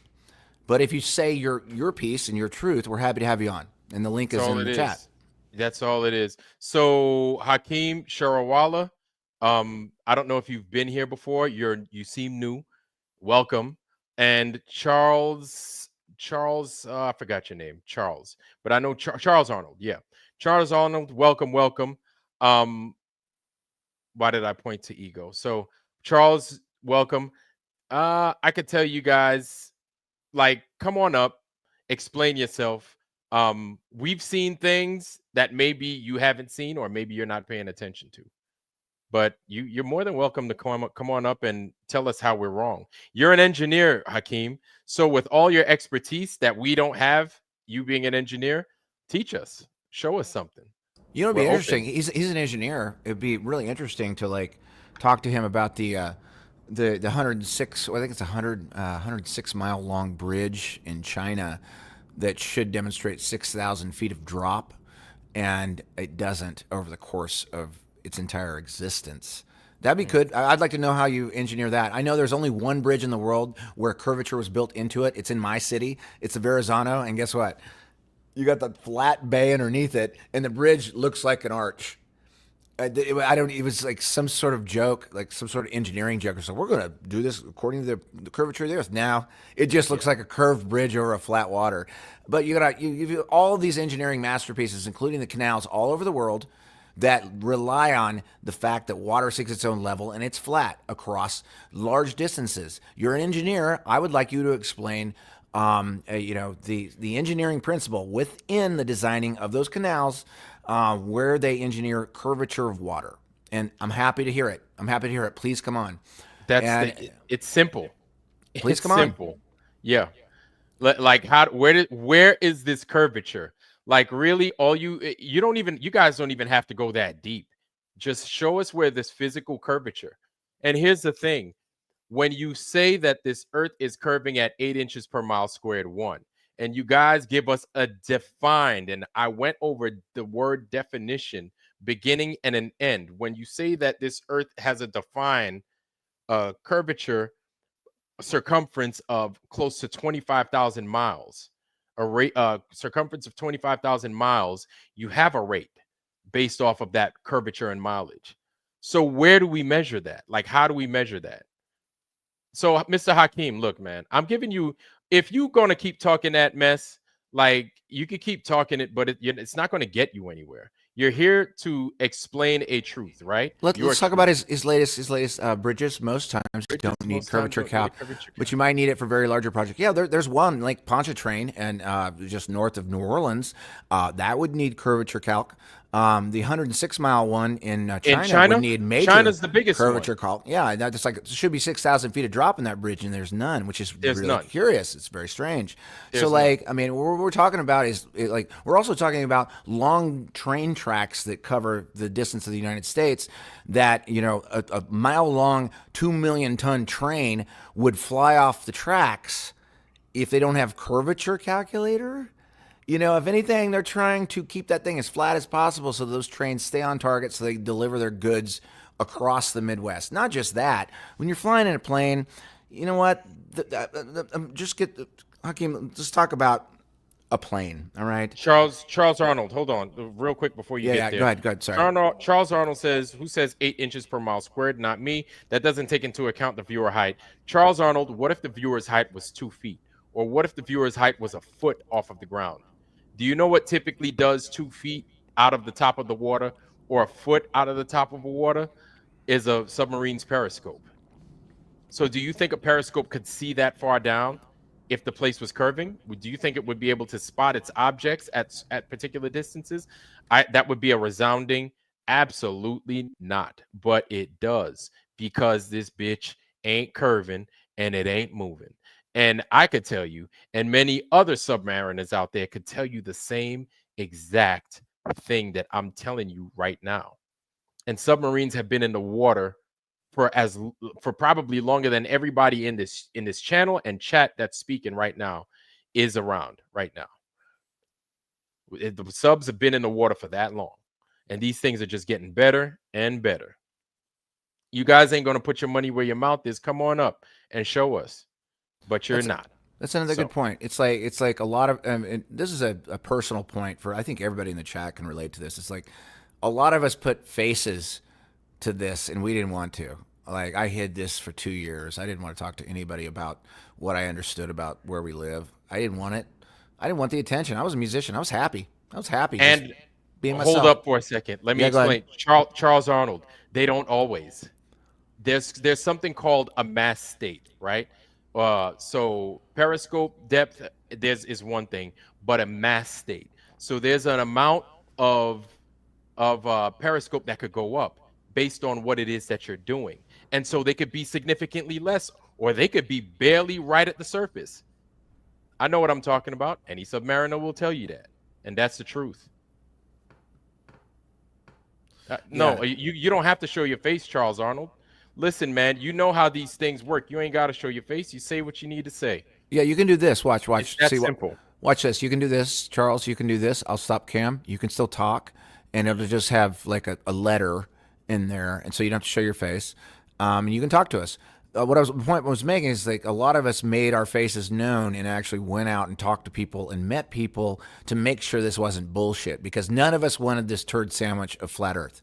But it came on us, and we're obliged to see it through. So if you want to back up these things that you're saying in the chat, we're welcome you to come on here and talk to us. And we will be reasonable. We're reasonable people. Well, you know, Hakeem and Charles, look, man, we were just like you guys. We really were. Sans the degree, right? We were lied to. You're being lied to. You're currently being lied to. You were just being lied to 4 years ago. You were being lied to 30 years ago. You were just being lied to yesterday. You will continue to be lied to tomorrow. There is a fucking litany of lies that these people have in store for you and me. You have to have discernment. There's a difference. And so just because you say something doesn't mean we haven't seen it already. And just because you could say, "Nuh-uh, that's not how it works." Well, we've lived particular instances. We've done certain things that you guys haven't. Now, I'm not saying that I've done what you've done. I haven't. But based off of what we're talking about tonight, there's a reason why many of us are saying it is flat, right? We've come to the conclusion. We've drawn that conclusion, and we're honest with ourselves. So one of you guys said ego earlier, right? The hardest part is getting over ourselves and what it is we were taught. No matter how long we were taught this stuff, and no matter how well we did in school, we have to drop instances in our lives, and we had to drop good moments and times in our lives where we were patted on the head for certain and given certain accolades because we did so well in believing and regurgitating a lie. It's hard. It is hard, right? To let that go. But let it go you must if you want to see more of what this place is. But if you're not willing to do that, you're going to continue to believe things like Star Trek, Star Wars, you know, Battlestar Galactica, and all that other nonsense, where those possibilities are not a possibility at all. And make no mistake, like, I was a space kid. I loved everything about space. I loved the idea of space travel. I had all the Star Wars toys. I was that kid. I used to be a Glober. I did. And giving that thing up was the hugest ego release, and also the scariest thing ever that happened to me, because I was like, shit, I'm going to lose all my friends now. I'm going to lose everybody, because they think that like what I understand as truth is completely opposite, and one of the biggest deceptions of all time that starts in kindergarten. They plan it before you even have a chance to have a chance. Maybe your parents even did it to you before you got to kindergarten. They hung balls over your crib. And then in kindergarten, what's my first science experiment? Oh, it's the solar system. I was playing with Play-Doh and I made the planets and they gave me a blue ribbon. Oh, I was like, I'm a winner. You know? That's the earliest part of when your brain is soaking up the most information. So like getting away from it and escaping your indoctrination is extremely important in this. You still retain your intelligence. You might be a PhD, you might be an astrophysicist, engineer, whatever. You still keep the scientific method element of that, but you need to walk away from the narrative that lines through your ego and through what you believe and get out and just get into the world and actually use the brain that you actually have because you're probably really smart. Use it towards the right way as opposed to a narrative that swung you way off into fucking left field, into Spaceballs, into Disneyland bullshit, Narnia. And come on and talk to us and we'll be nice. That's I right. promise. Yeah. And you know, Joyce B brought up a really good point here a little bit ago. Rail guns are shot from Navy ships. Point to point, That's 100 point miles. to point, right? Line of sight. INS does not require no. Gyros don't require no. They don't. In order to function, they don't. Charles Arnold, they don't. They don't. The place doesn't move. No, that's It not how doesn't move, yeah. Charles Arnold. The gyros don't need this place to roll and do all the things that it's doing. Mm-mm. No. This place doesn't move. And any pilot, what's crazy is that pilots are starting to come out and They they're are. telling people like it is. They're telling are. you like it is. They're like it's flat. It doesn't. They're trained to fly the. No, they're trained. And I've done enough aviation stuff too. My dad was a pilot, everything else. That gyroscope is the one thing that keeps you from running into the ground. All right. Yep. It holds its rigidity in space. It's dependent. We're dependent on its rigidity in space. When you have clouds around you, you can't see where you're flying. You depend on this thing. Your It instruments, saves yes. lives. It saves lives. And guess what? The blue part, which is the top, which is air, the bottom part, which is brown, which is terrain, it doesn't flip over from the Netherlands to Australia, which should tell you something. That should be a clue for you. If you want to research that, I know there's a little bit of software thing they added in that never works on any plane. Says this software corrects for curvature. Every pilot that's ever come out and talked about it says it's bullshit. Half the time it doesn't even work. Half the time it's not even on. All right. You want to go through that shit? I've gone through this shit for 10 years. Happy to do it. I'll be soft. I'll be nice. But come on, please show your face. We all have shown our faces. You know, we've shown our faces. Anyone that wants to come on, I'd love to talk about this stuff. We'll be nice. I promise. And I'll tell you what, man, like it was tough for us to come out. I know it was tough for me to come out and Dude, it was proclaim myself horrible. as It a- fucking as a flat sucked. earth- Yeah, especially while I was in the military at the same time, it getting around me being at the position that I was as a Navy chief, people was talking about, oh my God, chief is a flat earther. And I'm like, what am I going to say? No, I'm not. No, I'm not. You know, I was, and I had to deal with it. Right. And I lost a lot of credibility because I was a flat earther. And I'm like, hey, you know, all the good shit that I've done in the service up to this point, and it goes down the drain for the most part because I didn't believe in the fucking shot and I thought the earth was flat. So that's like a double whammy on my end. And You know at what's that weird? time was when that shot was out and popping. You know what I'm saying? And everybody believed in it, but I was the only one that was like, this is bullshit. Y'all better not get that shit. Trust me. And then there went my career. Tweet, goodbye. Yeah, you know what's weird though, and this is like kind of, I don't get like, it's not a sadistic sort of thing with me, but like I kind of get a little cackle out of it. Is like a lot of people that argued with me, not only on the Coco, but on also the our cosmology. Is I still get texts from people and messages from people who hated me for years and argued with me for years. They still ask me questions, secret little text questions that I don't make public. They don't do it as a note on one of my posts on social media or whatever. They'll do it privately and they'll ask a little thing. I'm like, and I'll just be like, oh, it's like this. It's like this. So they're asking questions, but they're doing it from the closet. And I think there's probably millions of people in the closet that didn't make the leap that we did a decade ago, whenever it was. And like, that's how they're going to climb the ladder. They're not ready to come out because they've got an employer that will just fire them, or they've got a spouse that will just divorce them, or their kids will think they're crazy. But in secret, I get texts. It's crazy. And they're like, what about this? I'm like, okay, I'll talk to you about this a little bit. I mean, it just so happens that we just, I hid it for 2 years. I finally was like, I can't do this anymore. I need to talk to people about this thing. And in public is the best way to do it. And then I got through the initial burn. So nothing pisses me off anymore. We've been gaslits for so long. It doesn't matter. You know, at this point in time, like any gaslighting is just it's a joke. We have our own diaspora of joke and humor in the flat Earth community. It's been developed over the last decade. It's so funny. Yeah. It's like nobody even gets our jokes anymore. It's like, come on, guys, just come on in. Water's warm.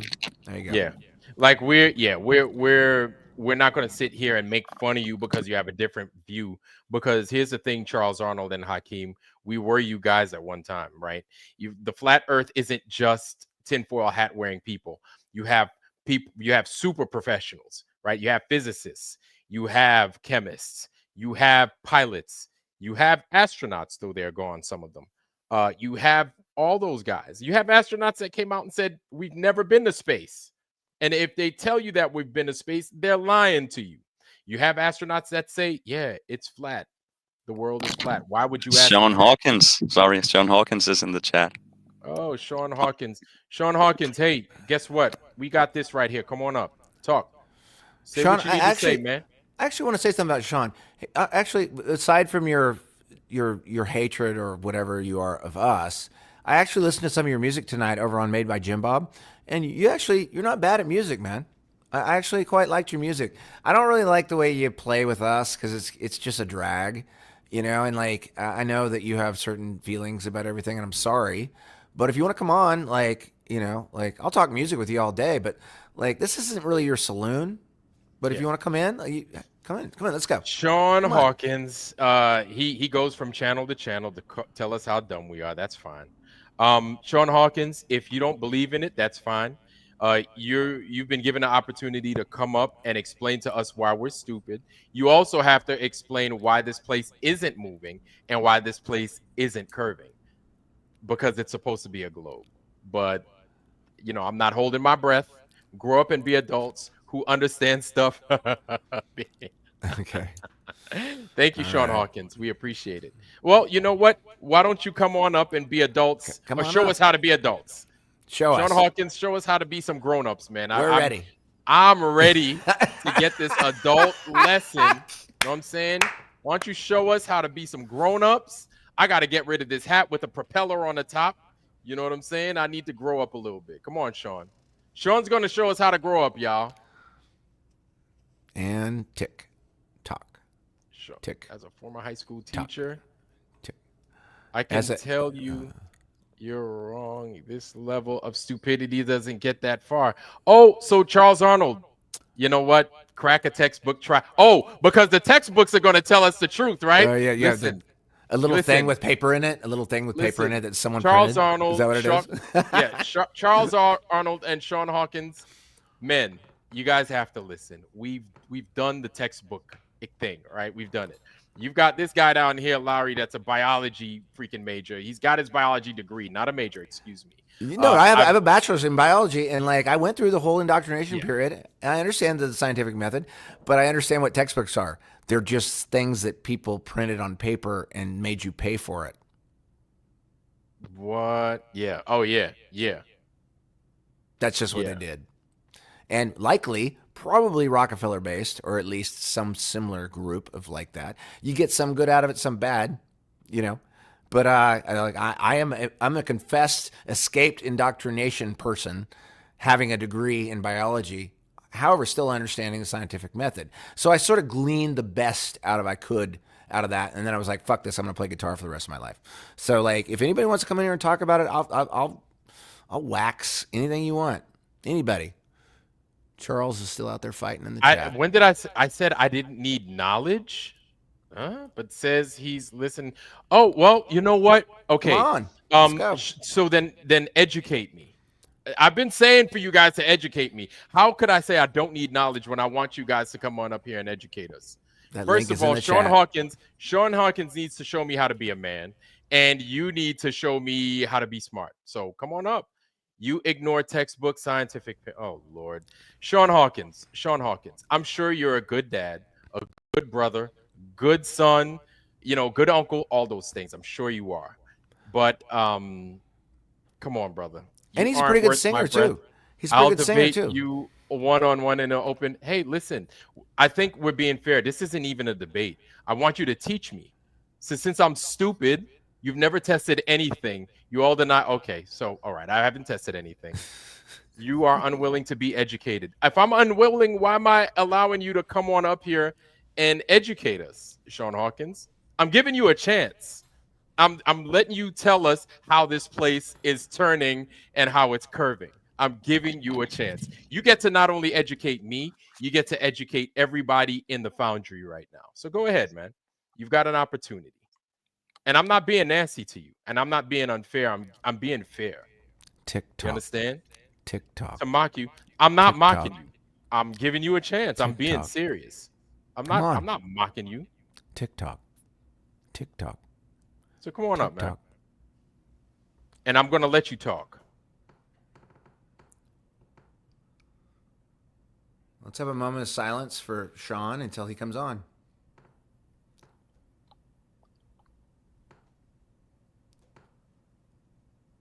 Yep. Mic over IP. Channel will host debates. Let's do no, you're here, you're now. No, I'm you not came in going here. on to do a debate. I'm here to learn, not do a fucking debate. See, here's the thing, Sean Hawkins. You guys are out of time. The problem with the globe is that you're out of time. So whatever, you know what the globe refuses to do? They want to do they want to do these 48-hour, 24-hour sun tests, right? Doesn't matter what goes on in the sky. They want to make that claim that it does this with the earth. They still can't prove. Hold on, Charles Arnold and Sean Hawkins, you guys need to understand. You know what you guys are not going to do? You're not going to do a level test because we're not sun observers. You guys aren't going to do a movement test because we're not earth movers. You guys are doing none of that.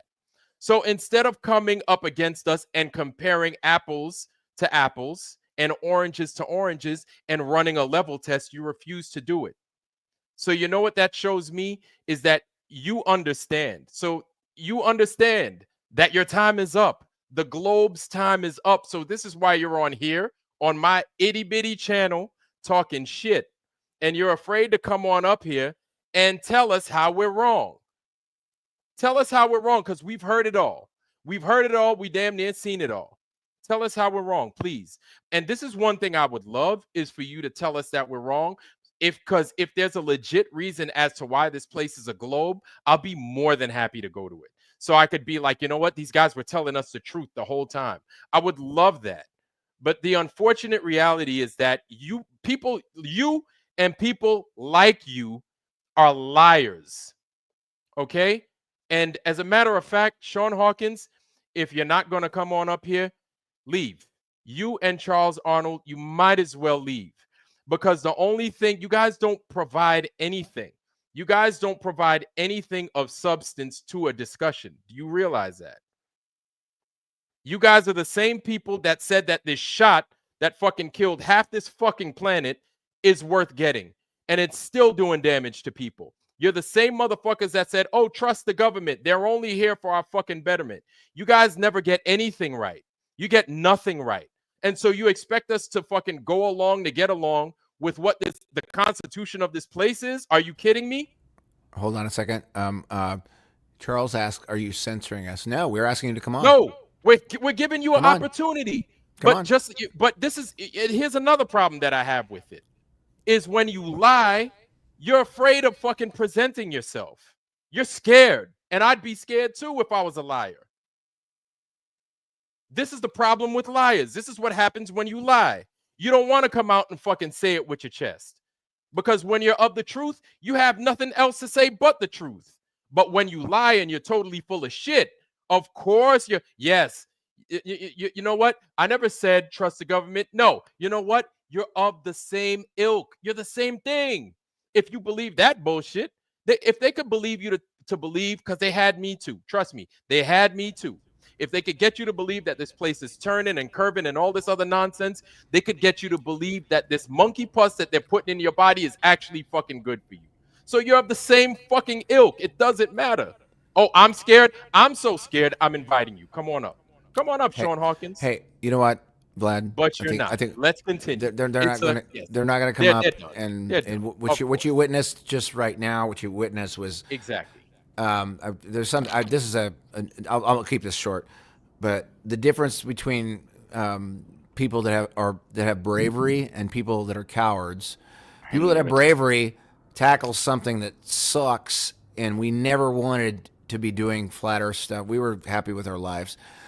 Versus, we came out and showed our faces and talked on this for a decade. We talked about the math. We talked about the lack of measurable curvature. We talked about, how do you not have gas pressure without a container? How do you do that? How do you do all these things? We talked about it in public, and we showed our faces. I'm here. This is me. This is where I live. Vlad's been to my house.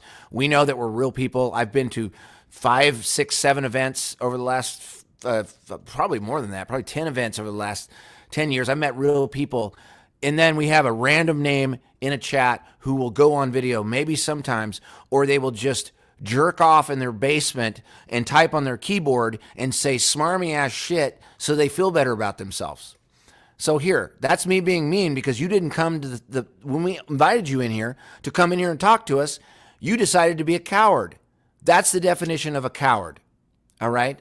The brave people here are looking at the data and analyzing it as it were. You want to be a brave person? Come on here. I'll be nice. And you want to be a coward? You are now labeled a coward for the rest of your life, at least in the eyes of the people that have watched this broadcast tonight.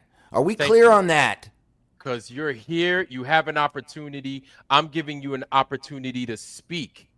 I'm giving you whatever it is you want to present. I don't care. I'm giving you you both a chance. All three of y'all a chance. Hakeem was there. Apparently he had to go. He had shit to take care of. That's fine. But you're given an opportunity. Brenda comes up here and Brenda tries to give it, whether we agree, whether they like Brenda or not, I try to give Brenda a chance. Right? Hey, you know what? At least Brenda doesn't like it. He shows up. He shows up. I mean, Brenda shows up. And then even though we talk shit, we let Brenda talk. And then it's like obviously clear that Brenda has got her own opinions. Brenda's right? Brenda, but you know what? He at least has the fucking bravery to show up. Got the cojones and the estrogen. Brenda got bigger balls than you guys. Exactly. So you chicken shits, and that's what I'm going to call you from now on because you're given an opportunity to speak. I'm not going to talk over you. And that's what he is. Sean Hawkins, unfortunately, is that troll guy. I've heard of him. I'm not going to talk bad about him. I mean, you guys do what you do. But here's the thing. This is what it shows. That we're on the right path. That all we're doing is looking for the truth. And these guys are scared shitless. They're scared shitless. And you want to know something? If they're going to believe that hard in a lie, they ought to be. You absolutely ought to be scared. It's curious. It's curious, isn't it? It's like, here we are. I'm here. This is me. I mean, I guarantee I'm here. You've been to my house. I've met you. We're talking about a really tough subject that nobody wants to talk about, and we're talking about it. And all we're asking is, hey, maybe talk to us about your concerns, air your grievances, do what you got to do. And most of these people that get into this conversation, especially in chat, they don't want to actually show their face. It's curious. It's just a little bit curious, right? Matt, so go ahead. Please. I was just your thunder. Yeah, I'm just saying it's like I see the same pattern that develops in every. I've been in a lot of circles over the decade in this FE land stuff, and it's always the same pattern. It's like the people that are the hardest hittings. They think they're hitting the paint the hardest in the chat. These cowards don't show up and actually show their face. They don't say their name. They don't say where they're at. They don't actually show up to events where we've talked about this stuff for years. They don't show up. They're just myths. They're like a mist, a cloud, whatever. They could be a bot for all we know. Now we've met McToon. I haven't met McToon personally, but FTFE. These are the only two things that actually had agency from the globe, right? And like and we can't get them to, well, McToon is probably being paid a lot. I don't know about exactly what his position is, but like FTFE, they clearly have a lot of followers to be the person that they are, and they probably have a financial gain to do that. Here's the thing. All of us on this side, this is how much money I've made, just for the record, in 10 years. Egg. Same. On talking about flat Earth. This is not a Masonic thing. This is a goose egg. It's a 0. It's a 0. I'll make a 0 this way too. 0, 0, 0, 0. Okay? These other guys, they can be as pitiful as they want to be as long as they're getting paid, and they do that. Okay? The rest of us are operating from a position of truth. That's it. Literally. That's it. There's nothing That's else. it. And if you have a position of truth, come on here and we'll give you a fair shot. But they won't. They won't. Yep. And you want to know something, man? Like we have nothing to lose, because obviously we're putting our nuts out on the line to be censored, to be blackballed, to be called stupid. So come on up here and prove the rest of your people whatever, and you could just add on to how stupid you think we are and educate us. Show us how much of children we are and show us how to grow up, right? And so it's like, I think it's fair that if you truly believe your bullshit, you'd come up here and you'd educate us, because I'm more than willing to listen. And then we can smack down your nonsense with the truth. That's what's so good about operating from a place of truth that you can so prove easy. and you can show. It's easy. When you When tell the truth and you're operating from a truth platform, whatever it is you got to say that's not in line with what it is we have to present, we're going to smack it down immediately. And so we're going to laugh at you. We're going to laugh because it's like we know you're full of shit. If And we know everybody you're knew the devil. how easy it was to tell the truth, everyone, it would be like everyone would swath to it, because it's just like, oh my God, truth is so easy. It's so simple. easy. It's so simple. And you don't have to, even if you fuck up the words, they know what the hell you're trying to say. Yeah. They know what you're trying to say, even if you mess up some names. But this is what's so good about just keeping it 100%. And you want to know something is, even if you fuck it up, you're all right with going back and saying, hey, you know what? Because it's the truth. And all you want to give the people is something that's right and something that's the truth. Maybe Sean Hawkins, if you started telling the truth, maybe people would view you a little bit different. The other guy, Chuck Arnold, if you started operating from a platform of truth, people would look at you different. People would probably show you a little bit more respect. So I'll tell you what, man, honestly, as a man, really all you have is your word and, something to eat and a little bit of work, a little bit of money in your pocket. But it's your word, man, and just operating from a place of truth. If you can't do that, you're going to have a very, very hard time in this life. Dude, Vlad, can I speak to that? And I think that's a really important thing. Like, that thing you get in your gut when you're like, even you talk about white lies, little white lies that maybe help you or like whatever. Like everybody operates in a spectrum of truth. And I don't like to have to tell anybody something a lie. Maybe there's a small white lie that sort of solves you in a little moment that doesn't hurt anybody or whatever. But if you actually operate from a position where it's like, nah, I just saw it that way. That's what it is. It's hard on people immediately to hear that, because like a lot of people are in this political correct situation that we're in.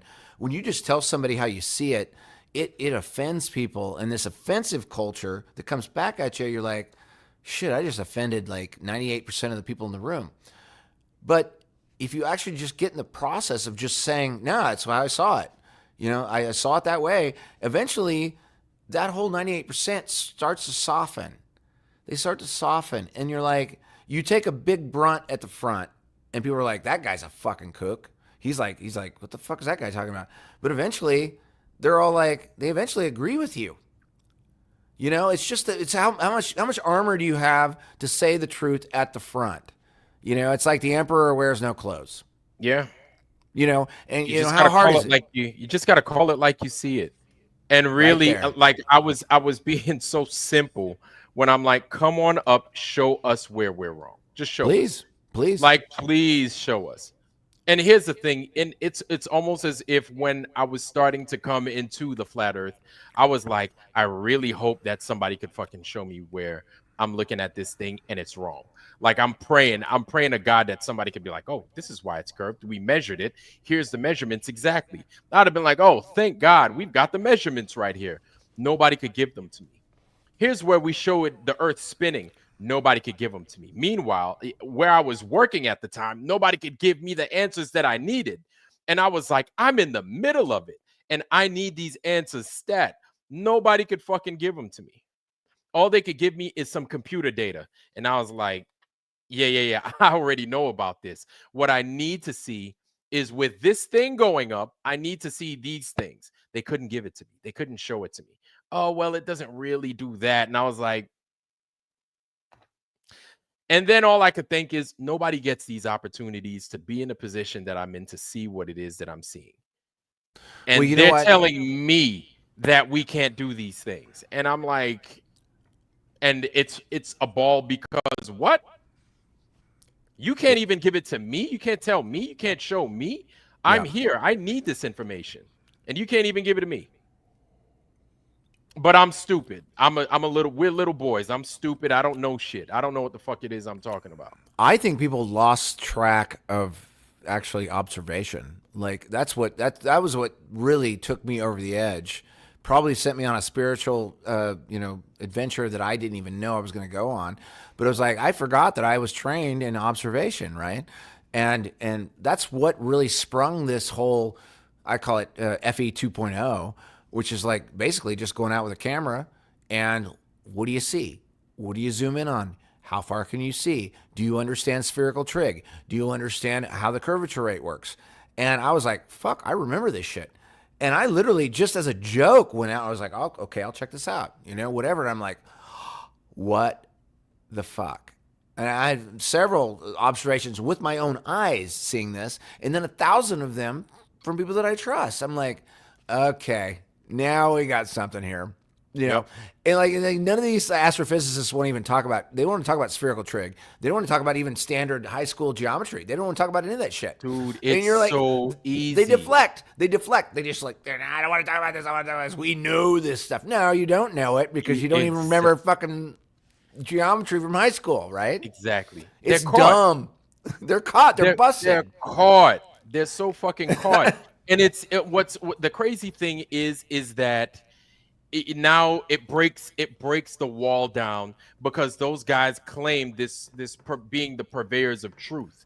They make these claims, these grand claims, and it's like, hey, and you know what? It kind of boils down to where we were recently with this final experiment. They're like, hey, if you want flat Earth truth, go to the top 3. Go to Dave. Go to Jaron. Go to Austin. Those are the best in the flat Earth. We have this fucking shit show that just fucking happened these last few weeks. And it's like, now we're like, oh my God, I can't believe. And here's my thing. That thing has so many holes in it that it makes a fucking goddamn Swiss cheese look like a fucking perfectly solid cube. Right. And so it's like, we fell for it again. We're like, oh God, we fell for it again. So it's kind of hard to break away from. We didn't. Like most of the people that know how to think about this subject, none of us fell for that. It's almost as if we feel that way because of the visceral reaction of betrayal that we got from it. You understand what I'm saying? Yeah. So it's like, I know, I'll be honest with you, because I said, okay, I could see why they would send them. But then once I saw the reactions on how they were making these certain claims, I was like, ooh, I don't think this is the best people to be sending. But I said, you know what? Let's hope for the best. Let's see what they come back with. After the fact, I'm like, oh my God, they sent. This is the worst pair to send to conduct this experiment. Even though it doesn't matter, it made me feel a certain way, kind of like I fell for it again. Using a certain group of people as the penultimate of what the truth is. Right? Even though we know what this place is, we know what this place doesn't do. Not that we know what it is, but rather what it doesn't do. Right? And it's like, this is important to understand. Again, that these people that make these claims that they're the experts, believe me, I know what it is I'm saying. No, we need to start looking at them with the eye of skepticism and being like, we thought you knew what the fuck you're doing. If you know what the fuck you're doing and you know what the fuck you're really saying, Professor Phil, explain this lack of movement. Explain yeah. why there's no fucking curvature. Because here's the thing, if there's no curvature, then where's this movement?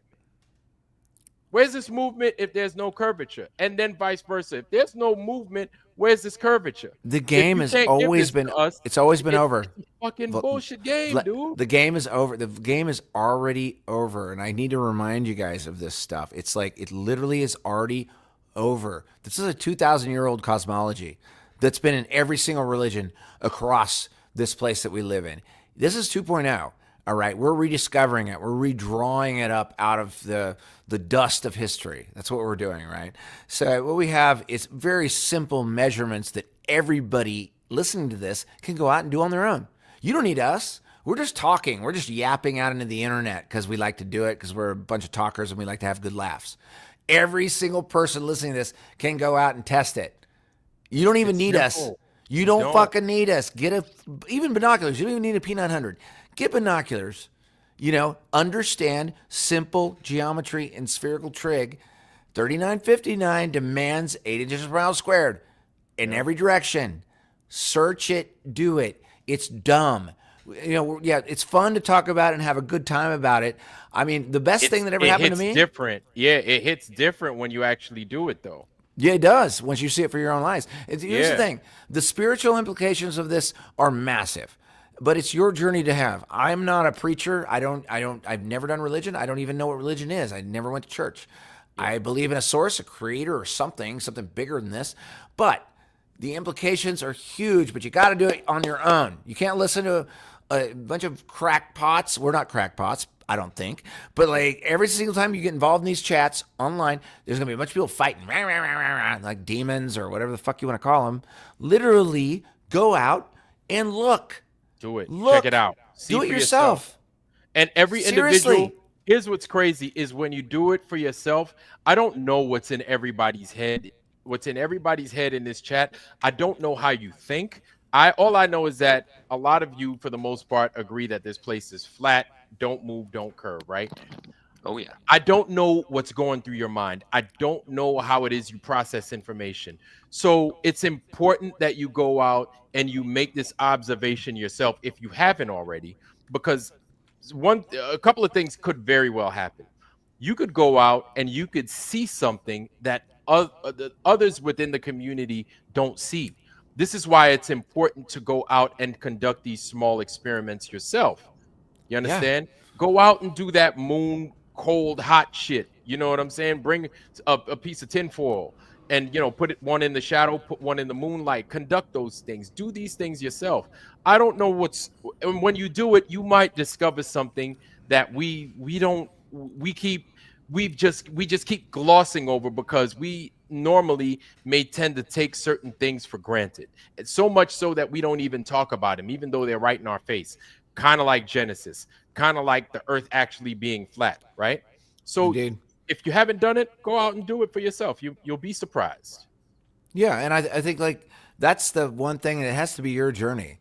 Like we can sit here and talk this all day long. I always felt like this was an obligation when I started to understand it. And I think a lot of the people in this community kind of had the same notion. I'm not speaking for everybody, but like I didn't want it. I would rather be out touring, playing music, but I felt like I had an obligation to like, oh shit, fuck. What did I just figure out? And now it feels like an obligation to me to like at least say, hey, go out and look for yourself. And it's not really that hard. You're going to find your solution really quickly. Big body of water. Water should be curving just like the earth is curving. If there's convexity in water, which there isn't, you can go out and do this over lakes. You can do it over land for that matter, because even if the land is elevating up to like, say, Kansas City to Denver, it doesn't matter. You can still adjust the calculations. You still be like, shouldn't be able to see that. Mm-hmm. You can do it on your own. And that's the whole point. You have to do it on your own. Don't listen to us. Go fucking do it for yourself, and then it will go into your heart, and you'll be like, holy fuck, there's no curvature. That's really all it is. There's no other bullshit to it. The rest of this bullshit is Hollywood, Phantasm, and like a bunch of other bullshit where who knows who's getting paid? Who gives a fuck? You can go out and do it yourself, and then you don't have to tune into us anymore ever again. Doesn't matter. Yep. Doesn't fucking matter. As long as you find out for yourself that you see it, you know, that's it. And then you'll have your spiritual journey, your little walk down the spiritual journey, whatever, God, creator, source, whatever you think it is, you'll find it. But you got to do it on your own. You got to look. I can scream as much as I want, but it's on you. You got to look. Hey, I'm telling you, man. You know, the hits are going to keep on coming. So we can expect them. And it's good that they keep on coming because not everybody's going to agree. He proved McToon proved the flat earth today on the globe on a lake. Oh, we should look at that. Come on. I got to get a drink anyway. Can you just is there a link for that? I want to watch it. Yeah, let's see this McToon. I'm going to get a drink. I want to watch this thing. Hold on. I'll be back in a second. Laugh of the day. Okay, is that it right there? Freaking Disc Lord? Is that it? That's just me messing with the Globus. Oh. Yeah, those guys are something else. I would like to see this McToon video that you guys are talking about. Yeah, someone put it in the chat. Yeah, McToon is. Oh, you can't. But okay, let's go find it. What's the name of it? It's, let's see. Here's a tour of all those on Globeland. No, that's not it. Let's see. Yeah, you guys go ahead and drop that in what's his name's joint. I'd love to see it.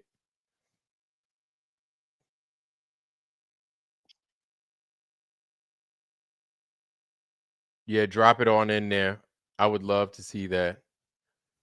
And then this guy, this McToon, he's, I don't know. You know what? I'm not even mad because here's the thing. They're yesterday's news. I'm not mad. What I'm happy about is that we're no longer there. We're not there. I think what our job is now is to educate the people of what the truth is. And we just need to keep at it, man. Keep striking while the iron is hot, right? And just keep telling people the truth of this place. We're going to get shat on. We are. So expect Is it the Lake Tahoe curve confirmed video? I don't know. Is that what you see? I see one new video on McToon Live called Lake Tahoe curve confirmed. Something like that. I'll take that link and put it in the go ahead, drop it. Private chat. Here we go. Oh God. This dude is on. You know what? Not even going to say he's unreal. I'm going to have to take a shower after watching this. Let's see.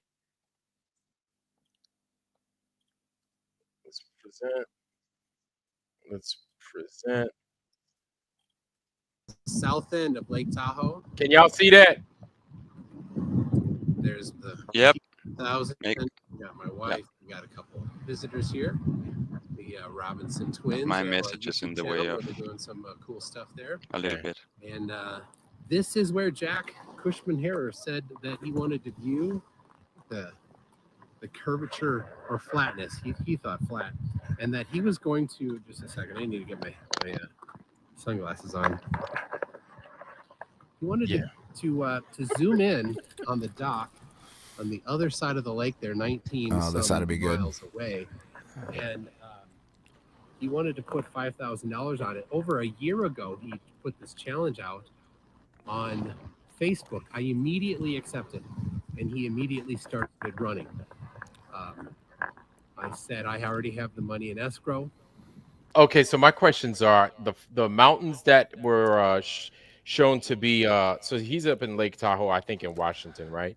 So those mountains that are supposedly snow-capped, right?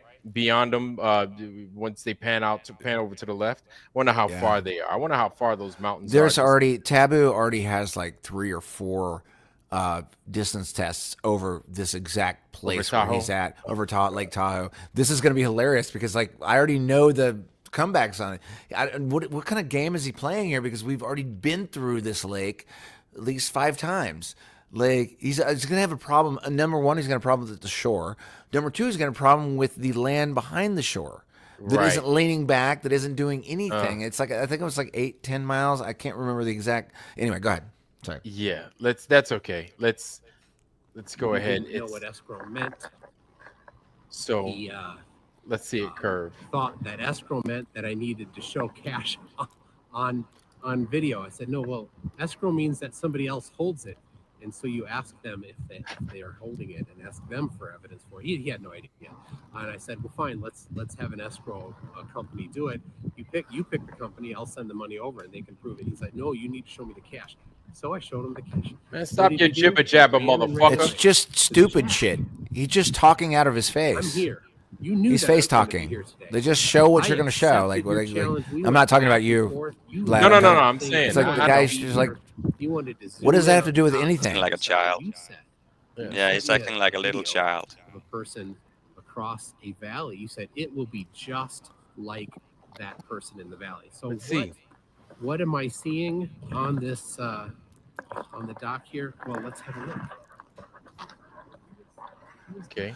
Yeah, skeptic Yeah, it's skeptic 936. Yeah, you're right. It was Paul on the plane All that this had recording. the original one that I And saw. here is Okay. here is the P1000. So across the lake there, Okay. we found the point where the other dock is at. Unfortunately, Can you see the problem already it's a here? hard thing to find. So here is It's just so this- dumb. that white. Let's see if there's He's a so different color. stupid. It's a little difficult. But right there, you see that white thing there? That Even is the distance is not. the resort. It's nothing. You can't even see curve from There's a resort. so far up, as they say. It Oh, never. God. Like, he didn't have to Do even not do see the ground. image into his camera. So right where You that already had resort it on the is, straight footage. You already had it on the straight footage. Like he zooms in and makes a big production of it. Look at my camera. I'm cameraing this. Like Yeah. you didn't even need that. Like for in most of these cases, you can do it with your naked eyes. You could do it exactly. You don't ain't got to even- do all that with the look at what the camera's doing. Be like, It- man, come on, bro. Yeah, so You're not being serious. He's Yeah, not anyway. being serious. Let's finish. Let's go ahead. Let's Yeah. just is swallow the this. dock poison. that Jack wanted to zoom in on. This is zoomed in all the way. If you're unfamiliar with how a P1000 looks when it's zoomed in all the way, there it is. It's a ridiculous lens sticking out. Can't zoom in on the dock. Can't see the dock. Can't see the ground. That's because the Earth is curving, guys. Congratulations, Wait, McDoon. where You was just- the evidence? Where was the actual evidence that you can't zoom in on it? He's like, he already said it before he even showed his evidence. So is he gonna like go and put his camera on the thing and show that the camera, even though your resolution, looking at another camera's resolution on the camera is like, I don't understand what he's doing here. Is he just playing games? I don't know. Man, I don't. You know what? We're gonna let him. We're gonna let him. Let's let him go. Oh Let's let him my go. God. This is a complete fail for flat Earth. Oh We yeah. have confirmed the curve of the Earth. There's a Oh, large confirmed. number of Confirmed it. feet missing, at least 150 feet missing. Oh my Oh, God. This dude. He is unreal. He's like, yo, there's 150 feet missing. That's not even the right. Wow. That can't even be the correct calculations. It's not that big of a lake. What the fuck is he talking Wow. about? He's a fancy character, man. Mactoon.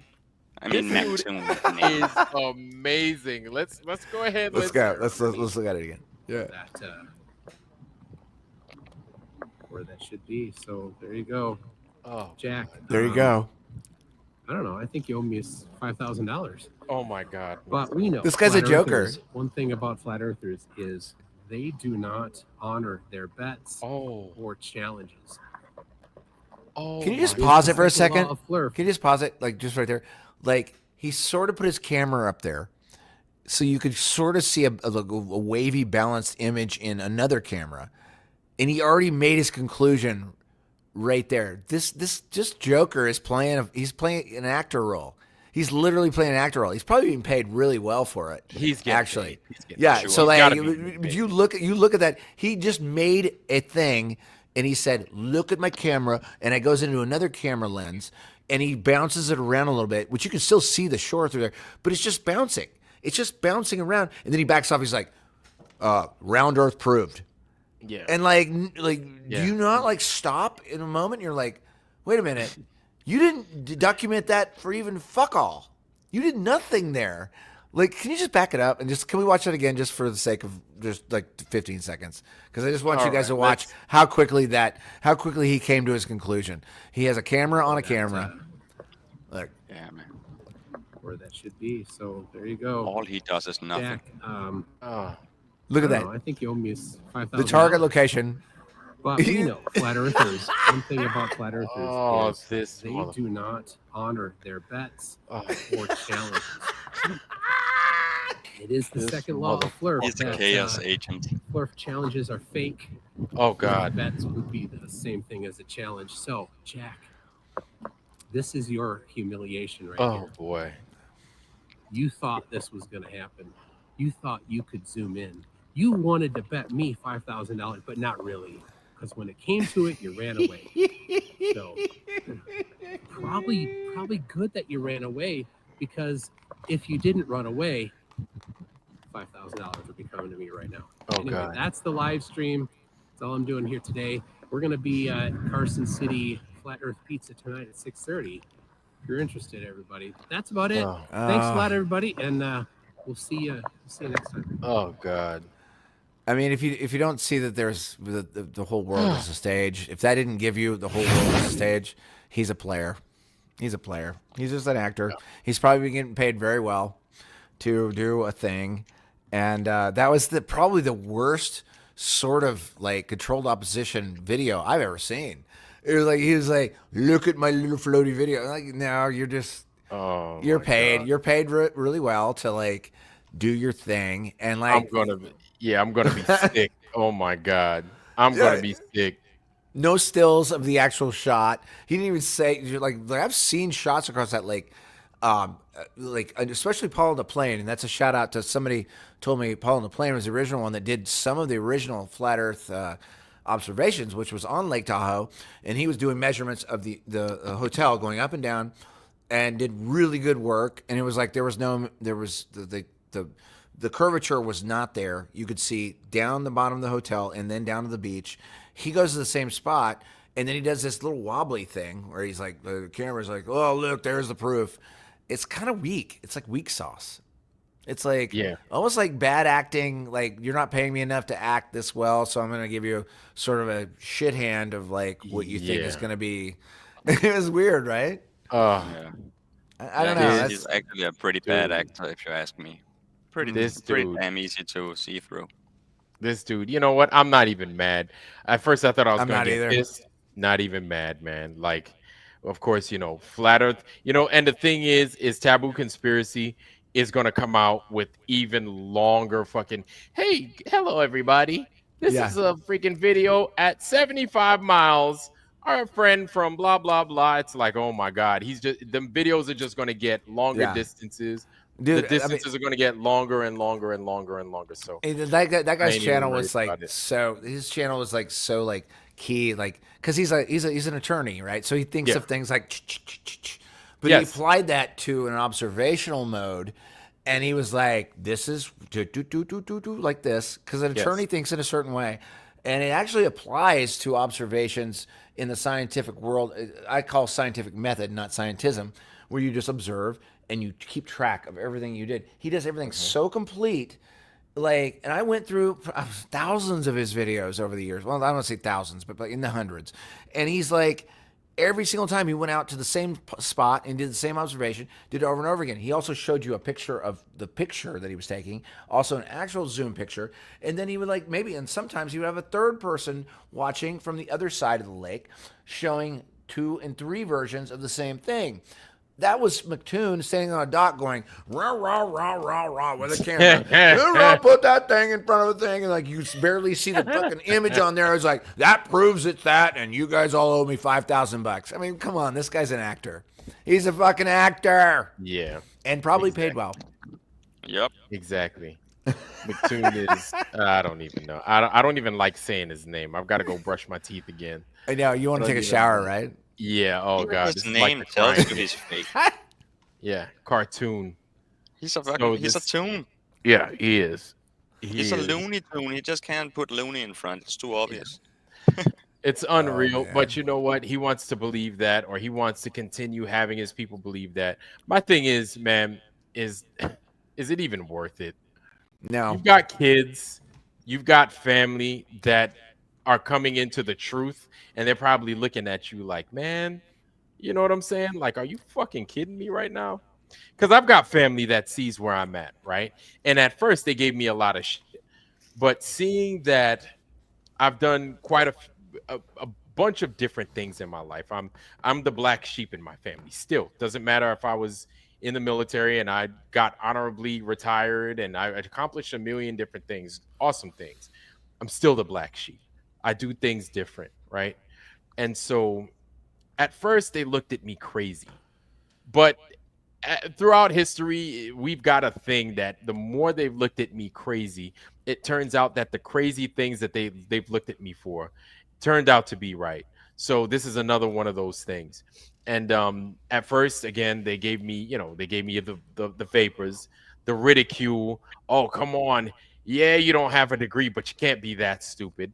I took it. I was like, that's going to wind up like everything else. Now my family's looking at me like, can it really be flat? I was like, dog, I've been trying to tell y'all for a long time now, man. Like, I don't just come out and say shit just to say shit. And let me give you, Like, can I take a give you look, some, man. Vlad, let me give you some juice on this, and I think it's really important. This is not an ego thing. It's be a good winner.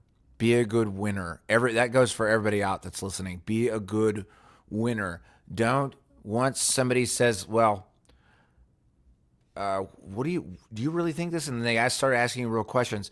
Don't be that asshole to be like, I told you fucking so fucking 15 years ago. Don't do that. Don't be that guy. Seriously, don't. Be a good winner and be like, look, I maybe my superhero skill is like pattern recognition. Maybe that's what it is. And I can see it. And like, and I don't mean to be an asshole when I'm saying, I told you this is what it fucking was. But just be a good winner. Just be like, look, I'm sorry. We come from different mindsets. We come from different brain sets. Which is probably why music. I'm sorry to cut you off, but this is probably why musicians pick up on something like this, and it makes sense to a musician because it's the recognition of patterns. Yeah, and they just, you know what I'm saying? It just makes sense. And that's part. I'm sorry to cut you off, by the way. No. I mean, it's like, I mean, we're pattern people because I have to pattern the guitar all the way up and down. And I have to pattern the piano all the way up and down. So it's definitely in my brain, but it's like, it's not of I'm smarter than you are. It's more like, look, I could see it, and I'm not mad at you for not seeing it the way that I did. But just like, don't be a bad winner, because then you're still the asshole at the end of the day, and like nobody likes assholes. Yep. You know? Yeah, and it's hard, man. It's hard when that whole craziness with the shot was coming out, and then people were like, "Oh no, are you sure, man? It seems like you were right." And then I was like, "Yeah, motherfucker, I fucking told you about that shit." And then it was like, they were like, they didn't want to hear anymore. But my thing was, I'm so mad about that damn shot because a lot of people legitimately lost their lives. And even though I hear what you're saying, that there's not a time to get mad about it, and I think you're right, but it's like, God damn it, I'm justified in being this angry, because maybe if you fucking took it as serious as I did and you fucking listened, you wouldn't have fucking put that shit in your body, and we could have probably saved some people. But maybe, again, maybe this is just God's will and just letting things be as they are. Yeah. And it is what it is. And I'm not saying that I know everything. I'm not saying that at all. But a risk like that, I don't think is worth taking. No, but you, as a person in the world, and like if you have a talent or whatever it is you're getting up to, and especially if you have the talent to analyze the world, you scream from a mountaintop, which we all did in 2020. I mean, in March 2020, a bunch of us in the community were screaming from mountaintops. We got censored, and I had some things with my family and everything else, but we did what we could do. You said what we could say, and after that, you can't avert the trajectory of your family members or people that you love or anything else. You can just say, hey, I don't think this looks very good, guys. But they won't listen to you. And then 4 years later, 5 years later now, then it's looking like that we were exactly right. They're not going to admit that we were right. That's ego. That's the inability to walk away from ego. So what do you do then? So I'm just going to be a good winner. I'll be like, okay, ask me a question. What do you think is going to happen next? I'll give you my best suggestion, and you can believe me or not, don't care. That's where we've been. And like, we screamed, everybody screamed in 2020, and everybody in this community, at least the one that I connect with, everybody screamed with bullhorns and everything else. Nobody listened, which either told me we have an NPC reality, or we have a very, very condensed, indoctrinated thing, and a few of us sort of escaped the MK Ultra stuff, I guess. I mean, that's my best guess, man. I mean, but I mean, still, it's like when people can't see the pattern, it's the pattern shit again, man. It's that. I don't think people have pattern recognition the same way. Like, musicians naturally get it, but like other people get it too. You got it. You through observation, you got it.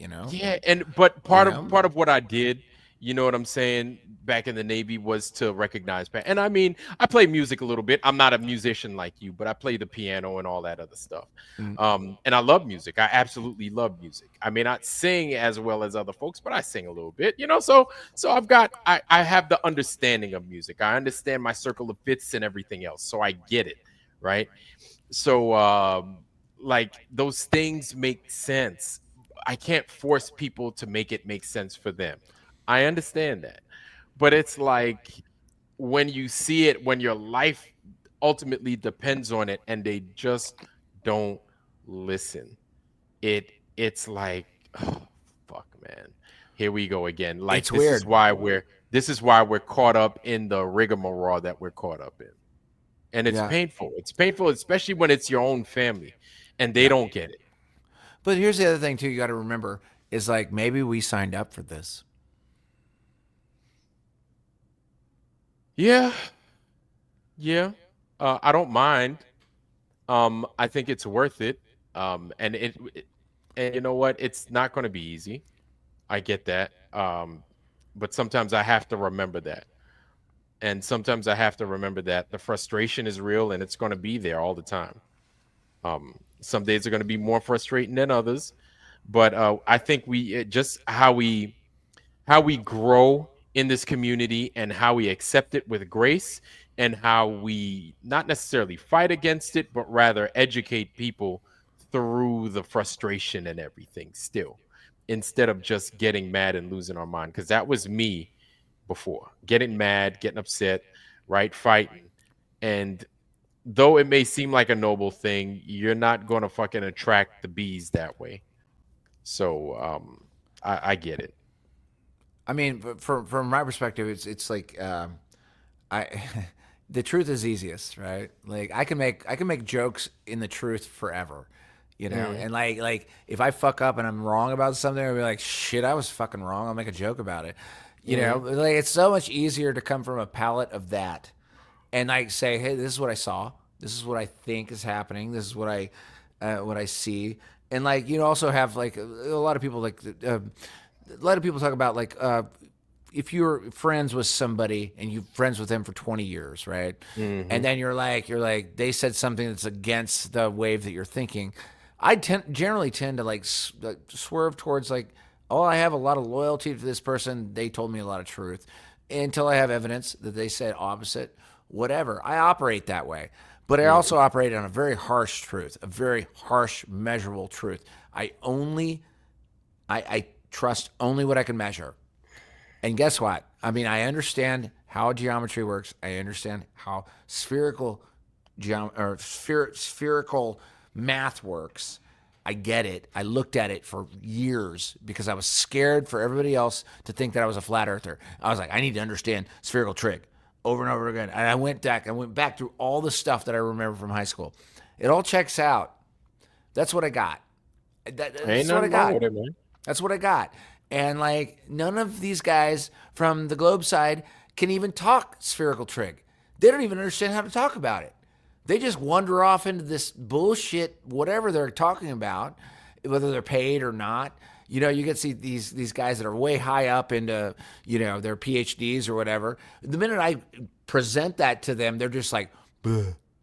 It's like a stupid face comes on. I'm like, did you not understand why that math works that way? It works that way because they used it to create energy systems. They used it to create, I don't know, architecture. They used it to create, I don't know, canals and bridges so they could take goods over the cross of lands to deliver it and make profits because they're capitalists. Nobody thinks about this shit. They just think in this fucking myriad of like stupid ass Narnia shit. When in reality, it's like, you know, we could save like 1,000 hours, you know, a year if we just built a bridge over this river and we need it to land exactly at the spot where it lands. And guess what? It's level across that, whether it's fucking 5 miles or 20 miles or 106 miles. And these dumb shit engineers, some of them are just like, they didn't even think about that because they can't think in aggregate. In aggregate, it's fucking flat. It's dumb. It's stupid. It's like, my God, it would just look at the volumes of information about flatness, you know, so that our trains don't veer off fucking tracks. So like bridges don't end up in the wrong spot 100 miles away. It's so stupid. It's impossible for me to comprehend at this point. And I'm a lowly musician who likes patterns on guitars. That was a really big rant. I'm sorry, dude. No, it's cool, man. It's cool. It's cool because I think no. I dig it because I think understanding patterns in things, and everything has patterns. Everything does, and we could see that in the most rudimentary of things. People talk about, you know, the golden ratio, the Fibonacci sequences, and everything else like that. And I think those are great, but and from who? Wow, that's an interesting question. How many of you have unsubscribed recently, and from who? Just curious. Wow. I don't unsubscribe from too many people unless they're being really just angry. Because I glean a lot of information from other people, even if I disagree with them. I glean a lot of like their positions, like what they're thinking, and like I like to. The sign rule is. I don't know, Bo. Why don't you come on? Let's talk about it. Yeah, I don't know. I ain't gonna sit here and act like I know what the sign rule is, y'all, because I do. Yours truly doesn't know. So do. Come on. Sign. I would say opposite over hypotenuse as soon as I hear sign. So if I could do it on a fucking piece of paper, absolutely I could do it. But the rules, I don't know the words. No. Opposite over hypotenuse in a triangle. I mean, it's all semantics, but it's like basically you essentially form anytime you have to have a baseline to order to understand angles to the stars. This is navigation. At the end of the day, I'm a map guy, right? Navigation, right? You have to have a horizontal spot. That's not what the sign rule is, but I think what he's alluding to is geometry.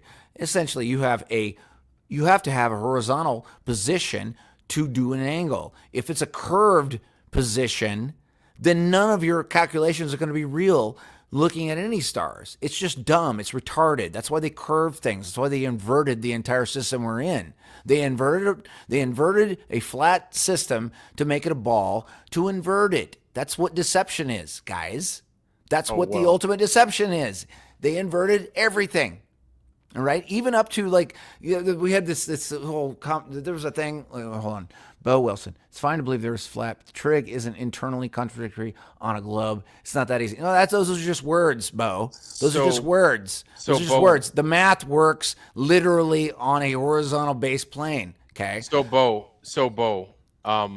sitting there observing these things at a distance, at a great distance, over and over and over and over and over again in real life, and they're not supposed to be there over and over again, and just not even paying attention to it, just totally not paying attention to it, and then coming to this, I can't unsee what I've already seen. Doesn't matter how much math you apply to it. It's over. I've seen I it mean, already. Right. it's I've over. seen it. It's done. It's done and gone. If I were to go back to that time, I would see it again. Or if I were to go outside and put myself in those same conditions, those boats would still be there. Those objects in the water would still be there. It's not going to change. You understand that? It doesn't matter what kind of math equation. That's the good thing about with understanding, just understanding. Doesn't matter what kind of math equation you put over there. If you're true to yourself and true to what it is you're seeing, ain't no math gonna change that. You understand? Yeah, Ain't and no also math gonna change also that. what's really important is like call us flat earthers, whatever. I don't care. Like I think the globe is null. It's null. So it's done. I believe personally, my personal opinion is flat. that it's flat. It just looks flat. The globe is null. I have a bunch of love for everybody that thinks about these topics over and over and over again, because we need real intellectual thought about this thing that we're walking around. Because I don't know, I kind of think like it's pretty important to know where we are and where we live before we make any other decision ever in our whole life.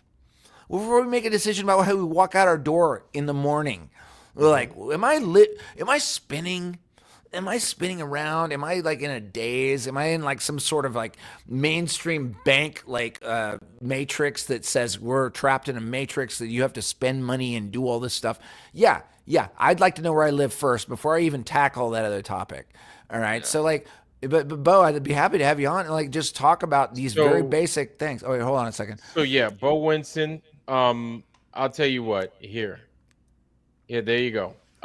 So whatever 8 inches per mile squared, like it's simple. If we're going to use math, let's use that one. Something nice and simple, straightforward, easy. We're not supposed to see these things. It's that easy. And since this is something that's not going to be properly tackled by those that claim expertise, then what? We just go along. We just trust me, bro. Yeah. No, Trust me, bro. You don't believe them. They've lied before.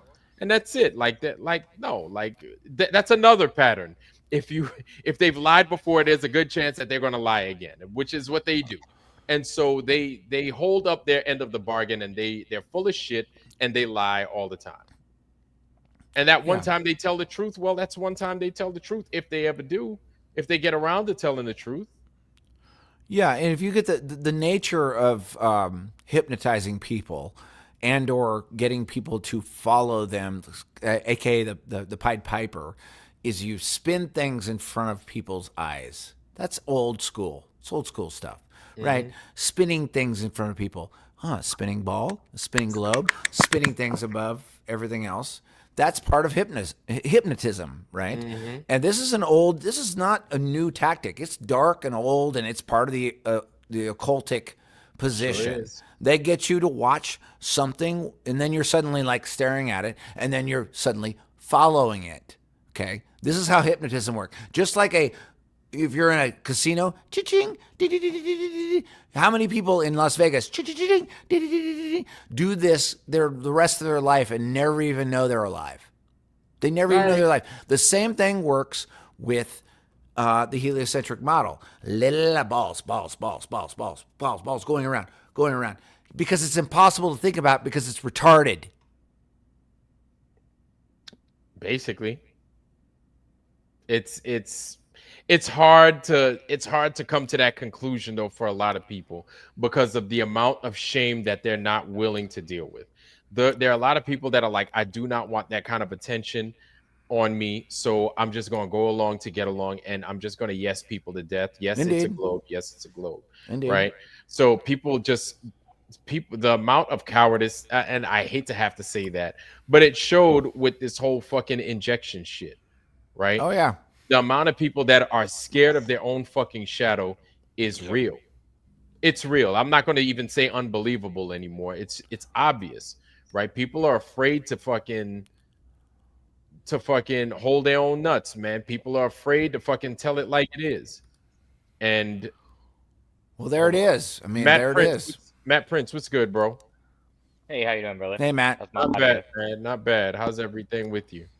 Oh, everything's all good. All right. Yeah, man. So you might remember that the first rover they had on Mars, they sent it back with a photo with a rat. Yeah, man. I don't know. They, the guy that was in charge of the NRO, I think his name is Dr. Scalise. I don't know if he's still there anymore, but he was a director at the time when I was there. And he was like, yeah, I was on that project. I was one of the grand mathematicians on the, the rover project. Da da da da da da. Da. And I was like, so this guess, I was like, so you're like grand full of shit man #1, huh? Nice. You know what I'm saying? And then he ended up becoming in charge of the freaking the agency when I was there. And I was like, man, they put all these people in positions to make it appear as if they're like godlike, that they understand things that you'll never understand, that you'll never see, that you'll never know. Meanwhile, the whole thing's a lie. The whole thing is bullshit. And they have it set up like that on purpose. There's a reason why they do this. And I would like for people to understand that, right?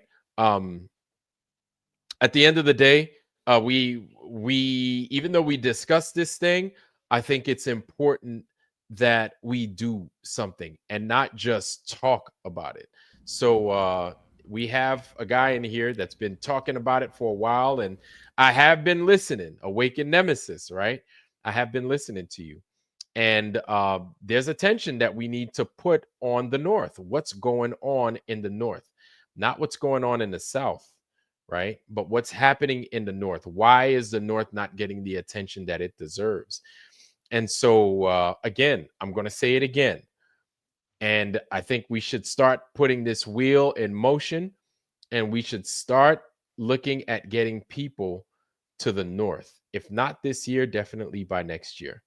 When the damn when the ice decides it wants to start getting soft, and I'd say around June, July timeframe would be the best time for somebody to be in the North. You know what I'm saying? Where am I talking about? Obviously the North Pole. So 2 Kings or 2 Kings 1925. Okay. 2 Kings 1925. Okay. See, year my grandma was born. We could fly choppers at high altitudes, no problem. Meanwhile, on Mars, NASA can defying physics. Yeah. Yeah. So Anson Howard. All right. We got somebody that wants to go. Okay, brother. Anson Howard wants to go. Okay. All right. Content grifters need to be paid attention now as well. Yeah. So we've got some people that want to go up north, man, but that's cool. I would say for those people that are already up there, that they should play a part as well. If they're not going to go, that would be fine. But if they can like kind of help guide us and get us in the right positions, I think that would be optimal. I think we should have all hands on deck playing a part somehow. We should find Canadian and Greenlandish flat earthers. Yes. You know, they're and right then up there. Use the resources that we have. There is something like, I think this is really applicable. I think most everybody here listening actually knows this video, but this was Justin Trudeau, his North Pole speach. Right. You guys know this? Yeah. This is for not for everybody already here, but like people that are listening. This is kind of interesting. Do you want to play this? You're in control, Hobie. It's you. Okay, got it. So this happened. I don't know. We're not gonna play all 12 minutes, but like just kind of listen and see what you think. Romans, countrymen.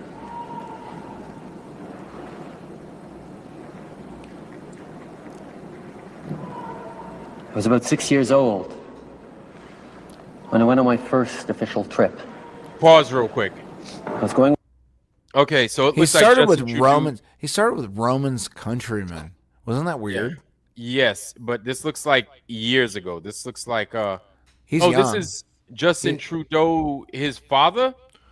No, his father is Castro. Jack? Everybody knows his father's Castro. But this is his dad's funeral. Right. This is his dad's funeral, his dad, quote unquote, funeral. Just guys dig into this. Like I'm not making a claim here. This was just an interesting video. Do you want me to play? Yeah, go ahead. With my father and my grandpa Sinclair up to the North Pole. It was a very glamorous destination. But the best thing about it was that I was going to be spending lots of time with my dad. Because in Ottawa, he just worked so hard. One day, we were in Alert, Canada's northernmost point. A scientific, military installation that seemed to consist entirely of low, shed-like buildings and warehouses. Let's be honest, I was 6. There were no brothers around to play with. And I was getting a little bored because Dad still, somehow, had a lot of work to do. I remember a frozen, windswept Arctic afternoon when I was bundled up into a Jeep and hustled out on a special, top-secret mission. I mean, he's clearly acting. I figured I was finally going to be let into the reason for the existence of this high-security Arctic base. I was exactly right. We drove slowly through and past the buildings, all of them very gray and windy. And we rounded a corner and came upon a red one. We stopped. I got out of the Jeep and started to crunch across towards the front door. I was told no. To the window. So I clambered over the snowbank, boosted up to the window, rubbed my sleeve against the frosty glass to see inside, and as my eyes adjusted to the gloom, I saw a figure hunched over one of many work tables that seemed very cluttered. He was wearing a red suit with that furry white trim. And that's when I understood just how powerful and wonderful my father was.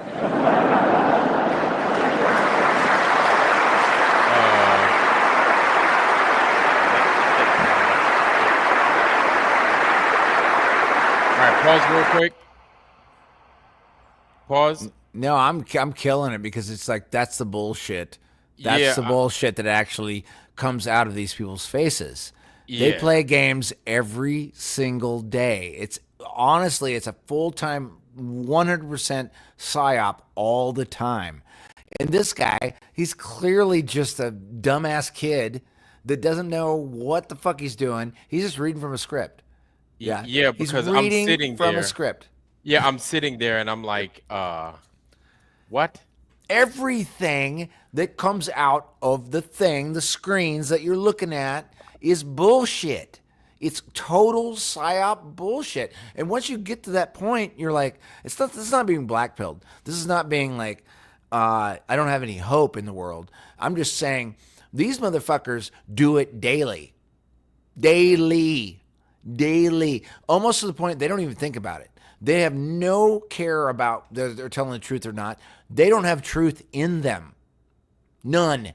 Zero. None. I'm basically done. Like I'm done with them. I'm done with them. And so like we have things we need to do. right? I know we talk up a big game and everything, but we're here, we're alive, and we're plenty able.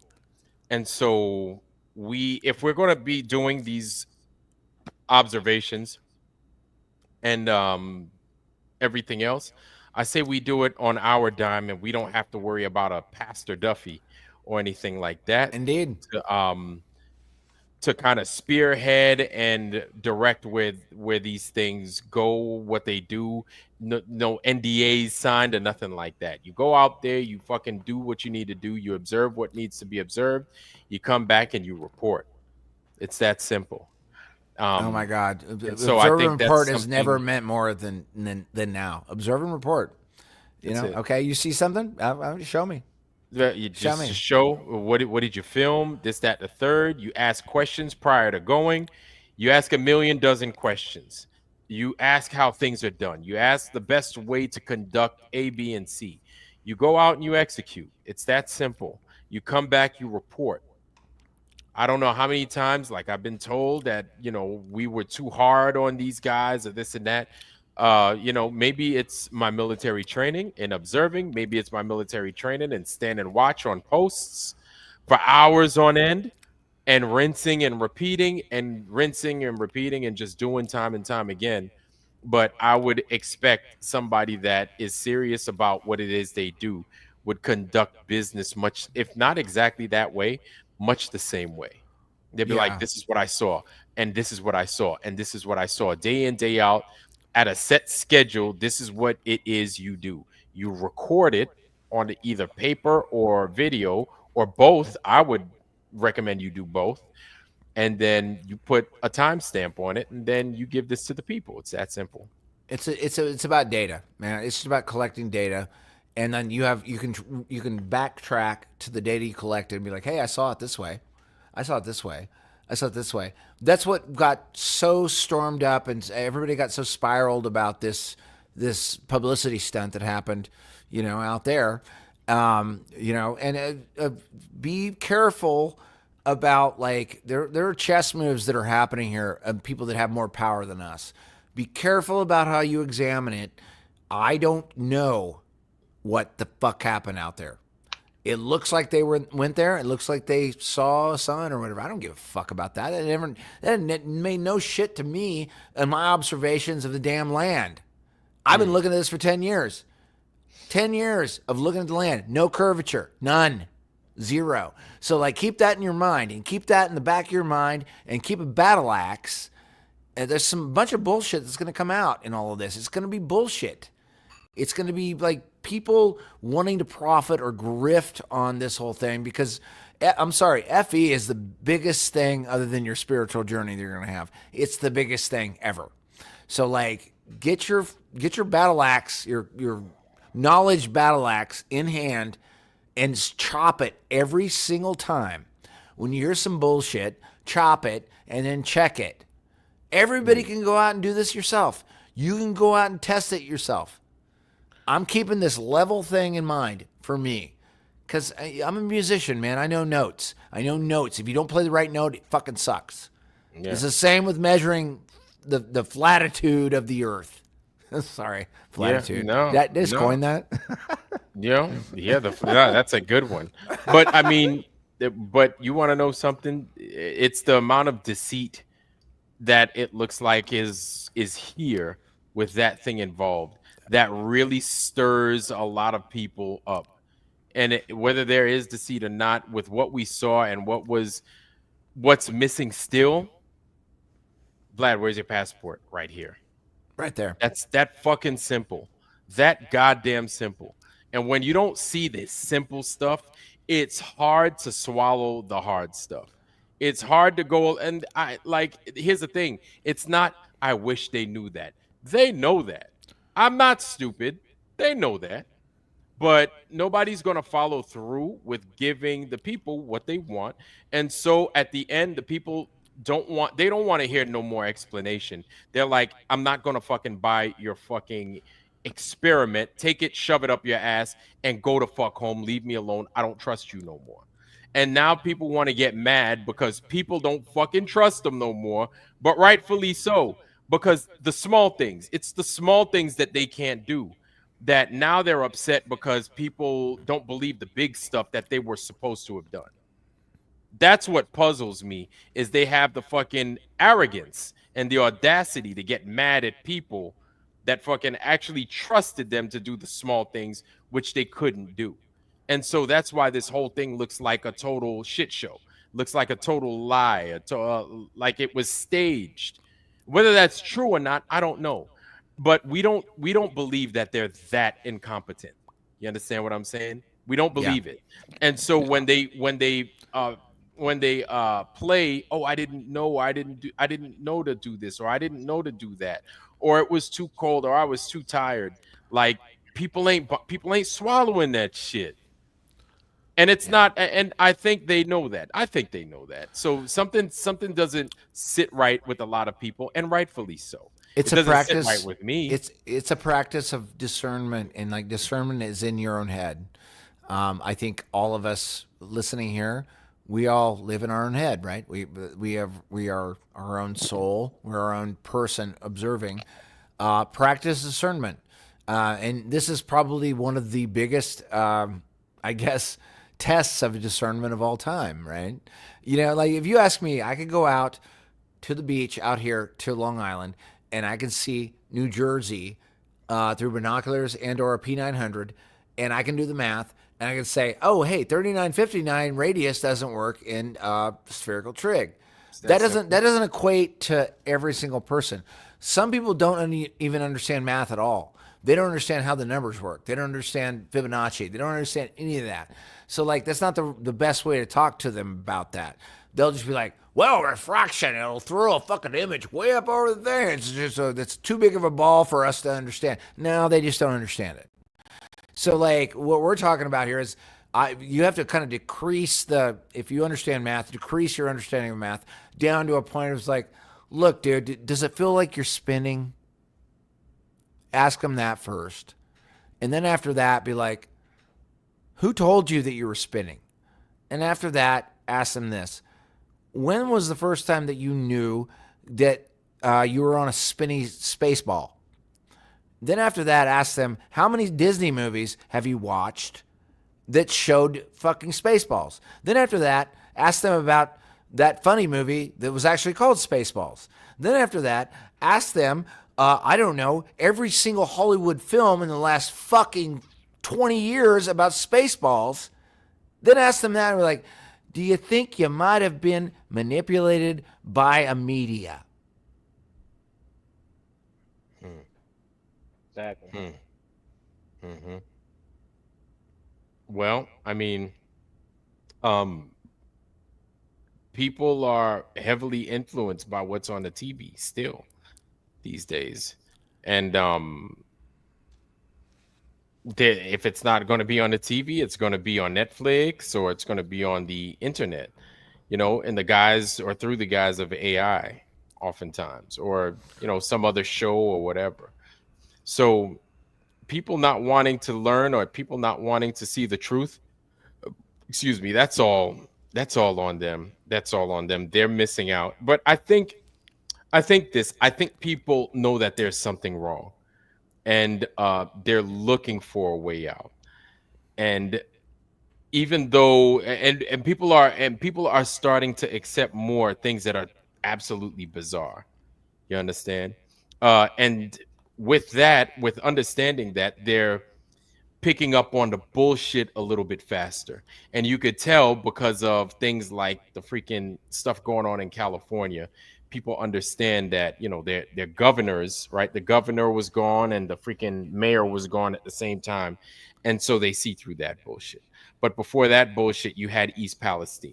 After that bullshit, you had the things in the sky, right? Off the coast of New Jersey. And people saw through that bullshit. So people are starting to see through the bullshit a lot quicker than people are starting to see through the bullshit a lot faster than they used to. So I think for people to begin to understand the flat earth, it's going to be a little bit easier than than it was before. Like I hear about guys saying, "Hey, I've been a flat earther for like 15 years," and I'm puzzled. I'm like, "Wow, how did you get it back then? Like, who showed you, and what did they show you for you to get it back then?" Like me, I just got it like 8 years ago, if that long. Not even 8 years. It was around 7 years ago. Is when I finally got flat Earth, 2018, right? I know a guy And that's he's like 65 years old. He's been a flat earther all of his life. who? My granddad told me it was flat when I was 7. He was in the Navy. I was in the Navy, and it wasn't until the end of my career till I figured that shit out. I had no fucking clue. And I took what I saw for granted. And I was just well, I didn't know about no Why curving. didn't your senses, like your sense, what do your senses tell you? Like, come on, everybody in this whole thing that's listening. Yeah. What do your senses tell you? I mean, it's nuts. The inversion of our senses is nuts, guys. Yeah, we ignore them. I ignored them. I ignored them wholeheartedly. And I could see all that shit for such a distance. You know, can't have a flat baseline on a sphere, which is wrong. Doesn't make the earth round, but you can just, he's just talking long distance. Bo Winson. So at what point does it curve? When does it curve? When is it supposed to curve? The endless question. It's like, where's the curve? You know, That's all we want. We've been looking for it for 10 years.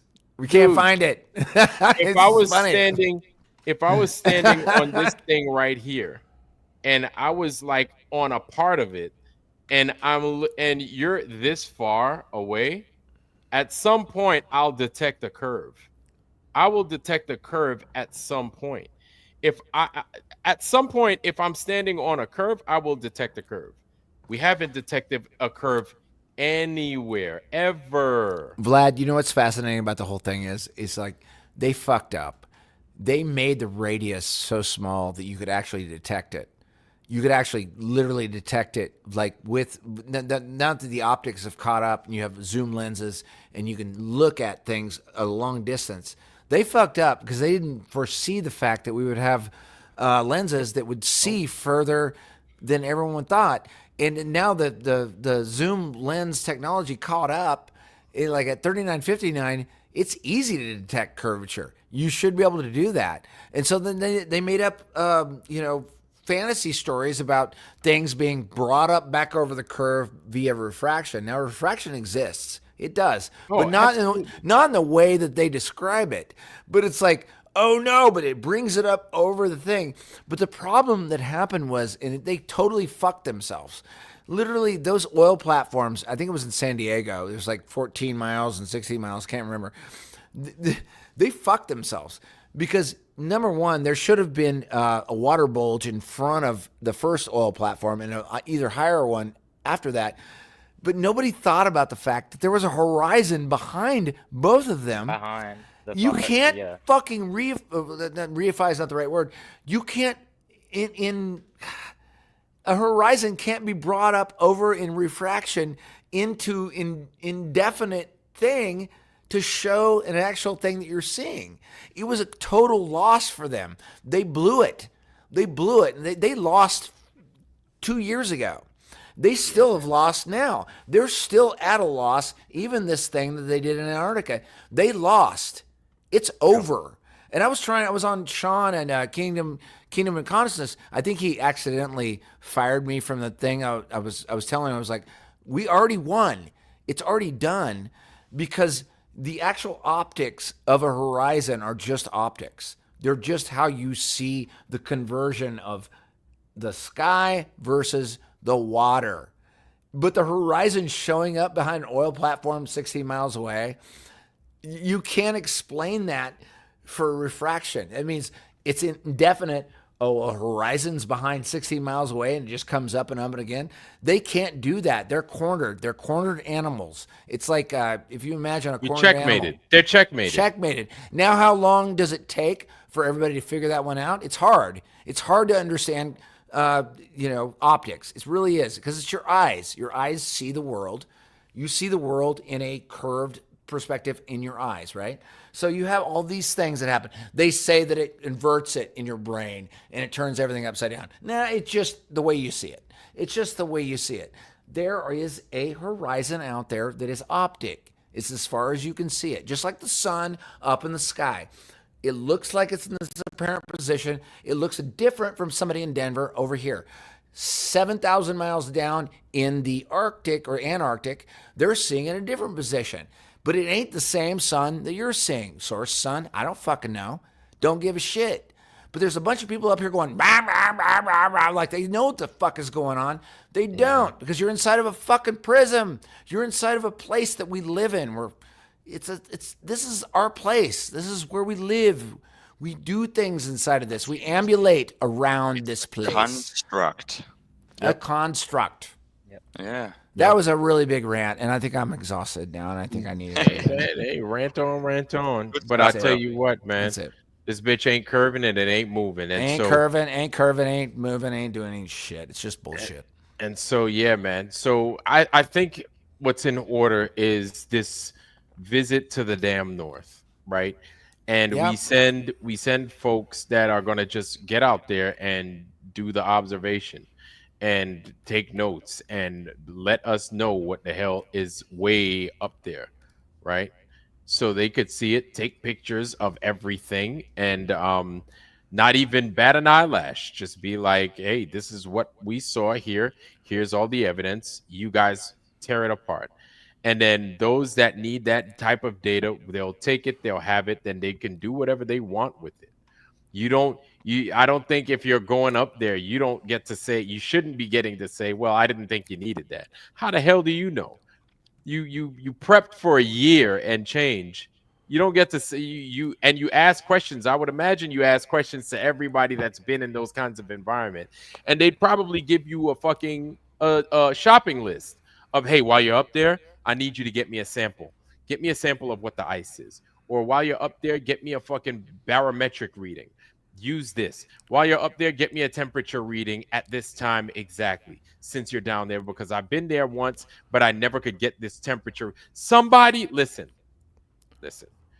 When I was in the Navy, and I know I say that a lot, but when I was in, right, I would let guys know that, hey, I'm going to this region.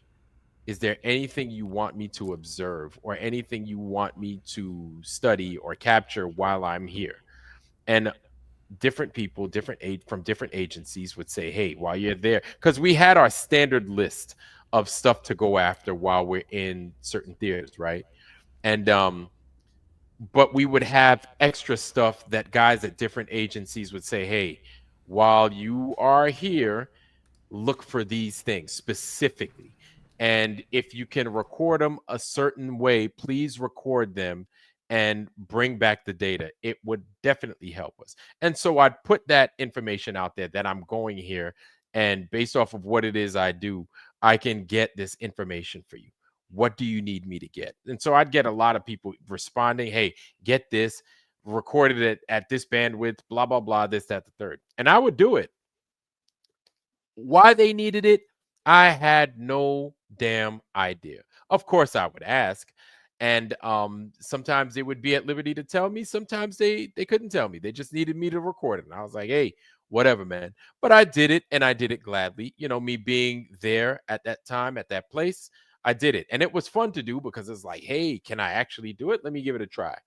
And so I would.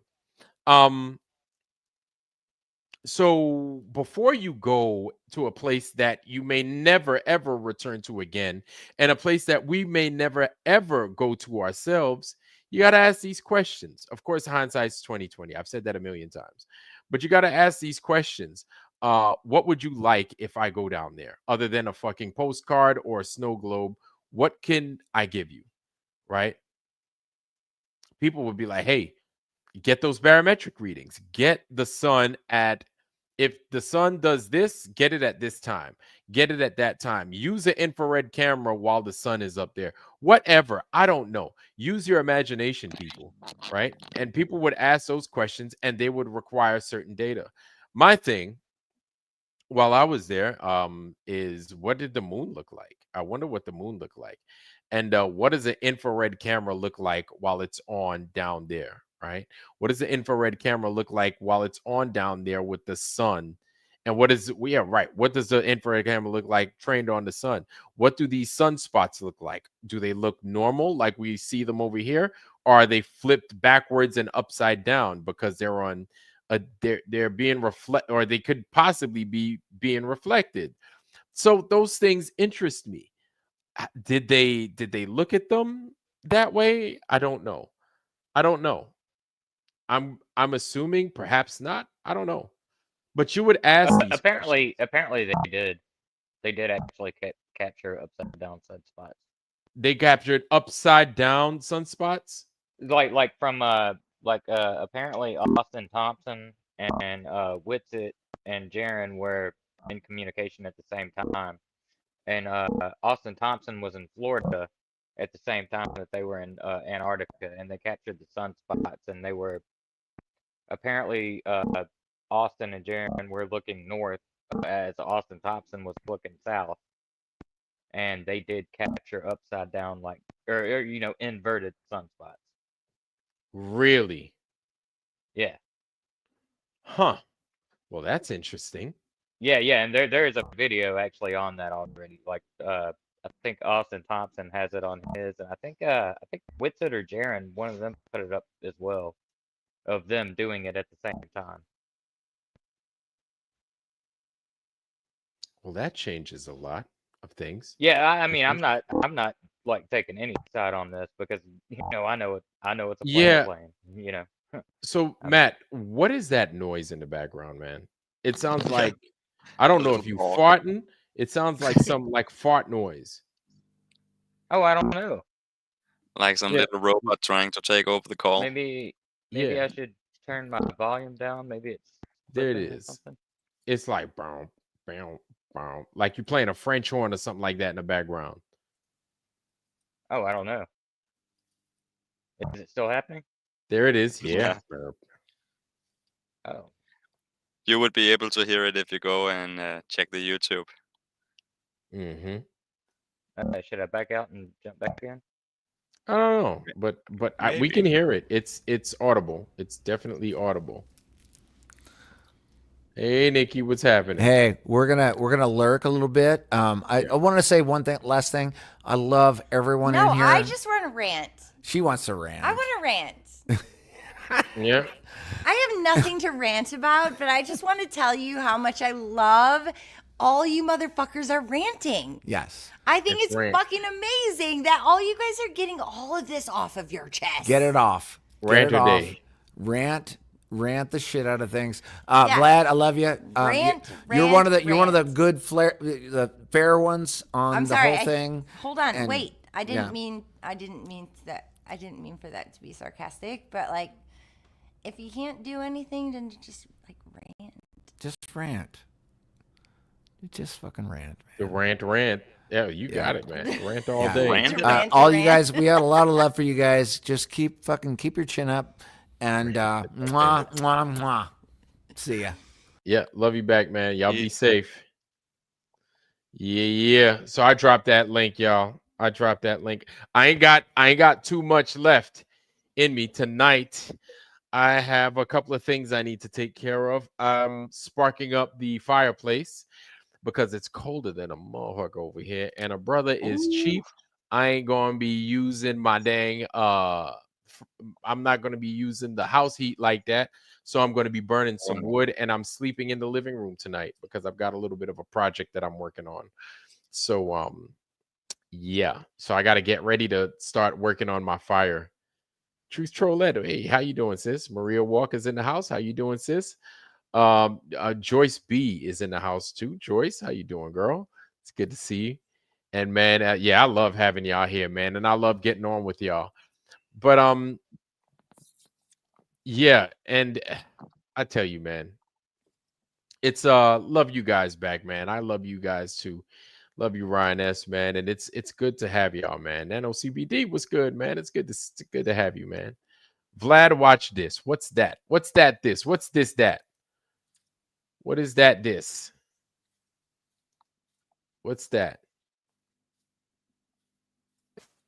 Global alert news. Let me share this with you guys. Let me share with you what it is I'm looking at right here. The Global this that? news. This right here. You guys familiar with this? The foundation for the development of a weather satellite that will permit man to determine the world's cloud layer and ultimately to control the weather, and he who controls the weather will control the world. Los Angeles County, California just got Lahaina'd. From firestorms to flash freezes, welcome to Engineered Earth. Buckle up, because the fun's just getting started. Wait and see. While the eastern and southern U.S. are being chemically cooled, complete with extensive ice storms, the fry, dry, and blowtorch treatment is being inflicted on the affluent of Southern California. First, were the U.S. weather personnel at the National Weather Service, the ones with the illegal federal gag order on them regarding agency operations, were they told to hint at what was scheduled for Southern California? Would they even know what was coming? They just recite what they're told. And was it just a hint? Some kind of a sick, twisted protocol from the powers that shouldn't be? From ABC News, National Weather Service issues particularly dangerous situation warning. Here's what to expect. And that was the exact quote from the NWS, particularly dangerous situation. And there's this trickle-down warning from AP News. Another round of powerful dry winds to raise wildfire risk across Southern California. All of this, of course, before the events actually took place. The AP report then says winds will whip up and humidity levels will drop in Southern California this week, raising the risk for wildfires in parched areas. Forecasters warned on Monday. They continued gusts could reach 80 miles per hour across Los Angeles and Ventura counties as winds intensified Tuesday, which happened, and into Wednesday, which happened. The National Weather Service stated. They continued scattered down trees and power American outages are off-grid likely piece, in addition brother. to rapid fire growth and extreme behavior with any fire starts, end quote. The Weather Service Office for Los Angeles stated this again, start of the week. From Fox Weather, more warnings of the scheduled weather and ensuing firestorms. Los Angeles braces for, quote, life-threatening windstorms. And by the way, all Matrix media use the exact same terms because they're reading from the same script as fire weather warnings expand across Southern California. Fox continues, dire warnings have been issued for the Los Angeles area after the forecasters say there is the potential for the strongest wind event in more than a decade.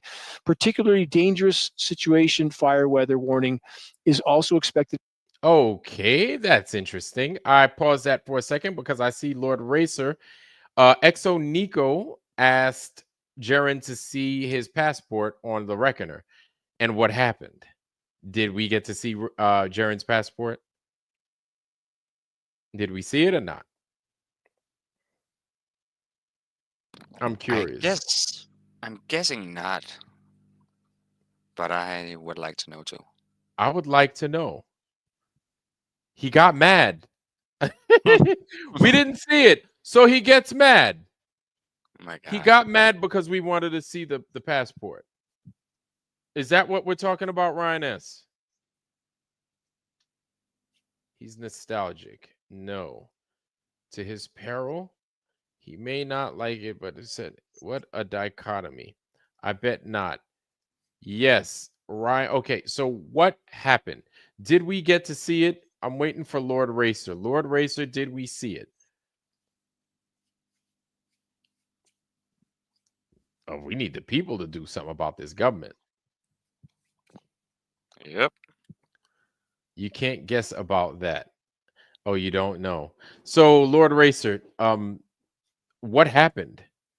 Did we see the passport or no? Did they get the passport? Oh, yeah. So, yeah, they ain't got shit. Exactly. Awakened Nemesis said, yep, told you they ain't got shit. They ain't got shit. Austin Whitsitt was about to pull it out on a Z passport, but Z zipped and changed the subject. No, you know what, Austin? No, we don't need to see it. And I was like, oh, dude, what are you doing? No, we don't need to see it. We just want to hear from you, Austin. And it's like, no, Z, you're supposed to be like, yeah, bitch, whip that shit out, motherfucker.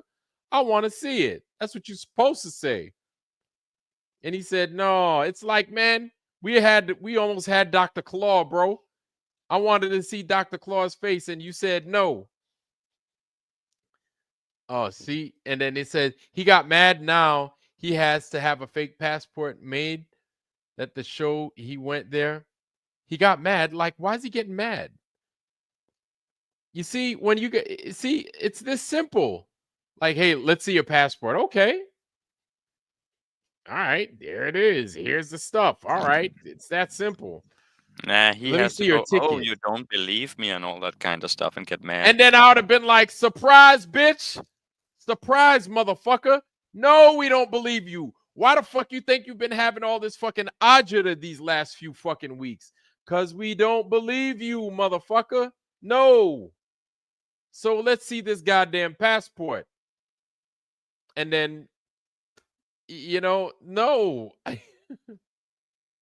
How I read like you, sis. How I read like you, Pebbles. Yeah. So it's that simple. It's, yeah. All right. Trust me, or I'll, exactly, Gene. Trust me, bro, else I'm gonna get mad as fuck. And I'm gonna be so mad you're gonna be like, all right, man. He wouldn't be that mad if he was lying. No, he's lying. You know what? So Lord Racer, you disappeared. Where did Lord Racer freaking go? Where did Lord? Yeah, exactly. Z in on the scam. Oh, that's a good one. Yeah, Z's in on the scam. Yeah. Because he's like, no, we don't have to see your passport. No, we do need to see your passport. Okay. He brushed it off. Jaren brushed it off by, oh, wow, that's interesting. So, yeah, now he's above showing his passport. Where that's the crazy thing. No, Pebbles isn't a guy. Pebbles is what's his name's? Pebbles is a guy, Vlad. No, it's not. Pebbles is a girl. That's what's his name? Porter's girlfriend, Cajun Porter. Yeah, Bowenson. Yeah, I'm holding up my passport because it's this simple. It's like, where is it? It's right here. And let me show you instant contents. You know what I'm saying?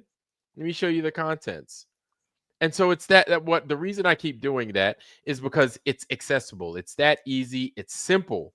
It's something simple before we even ask any other questions. The passport should be bang here, right here. Here it is. Also, here's my tickets right here. Here are the tickets. Also, here's this. Here's that. Here's the stuff from the gift shop. You know what I'm saying? Like, here's as much stuff as I could present to you immediately before we start digging into the weeds. You understand what I'm saying? Sure do. So he didn't. He deflected. Jeez, man. Yeah. Jeez. Yeah. Foreign visas is an actual, but faking foreign visas is an actual crime. They're okay with fake video, but faking foreign visas is an actual crime. Yeah, which is passport vaporized in the thin air, Union Glacier being the same. Yeah. She's very pretty for a guy. Just saying. Yeah, she is, right? Yeah. She's pretty for a dude. Let me see. And showing it. I would have insisted on showing it right. Exactly. I'd have been like, yo, look at my passport. Exactly. Duffy getting him a passport printed up for him as we speak. Duffy's like, hey man, I'm a multimillionaire. I got friends that could do that illegal shit for you. Come here. Let me give you a fake passport. People make that fake shit all the time, but we're giving him an opportunity. Excuse me. We're giving an opportunity to have an alibi, to have an out, kind of like something to work with. And it's so simple. No, we don't fucking trust you. You don't believe me? No. No, hadn't you know? Have you been awake these last few fucking weeks? No, nobody here believes you. Not a fucking word you say. So let's get that fucking passport. And nothing. But let's continue with this. We'll do another 5 minutes on this, and then my black ass, y'all know what I'm about to do. So let's continue. Los Angeles and Ventura counties could peak near 100 miles per hour. They then say this: flights going in and out of LAX can expect delays as forecasters warn of, quote, quite dangerous mountain waves for pilots. Airlines and pilots are being urged not to fly near terrain during the windstorms. The widespread damaging winds and low humidity are also leading to extreme fire concerns across most of Los Angeles and Ventura counties. Let's keep going. The scheduled events the Matrix Media warned us about then materialized from sciencealert.com.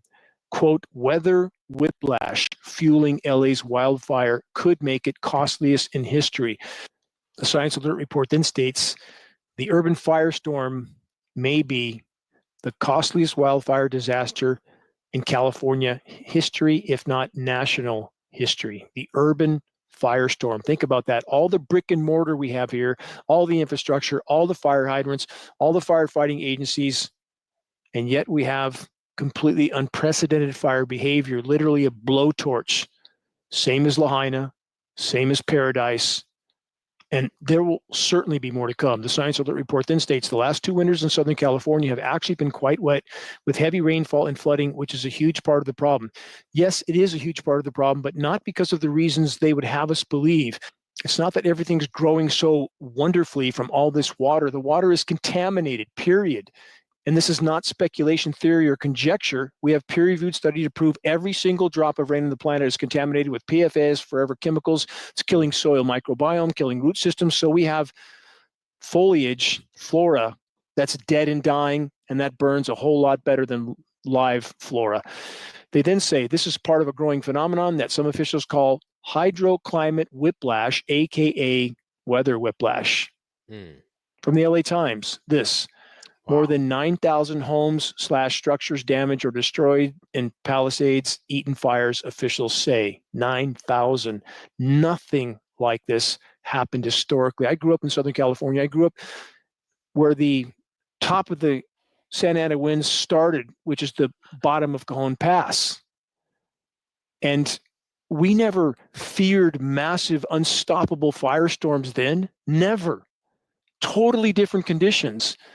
And the climate intervention operation factor in this equation is completely systematically omitted from any dialogue, anywhere, any official, anything, any Matrix Media.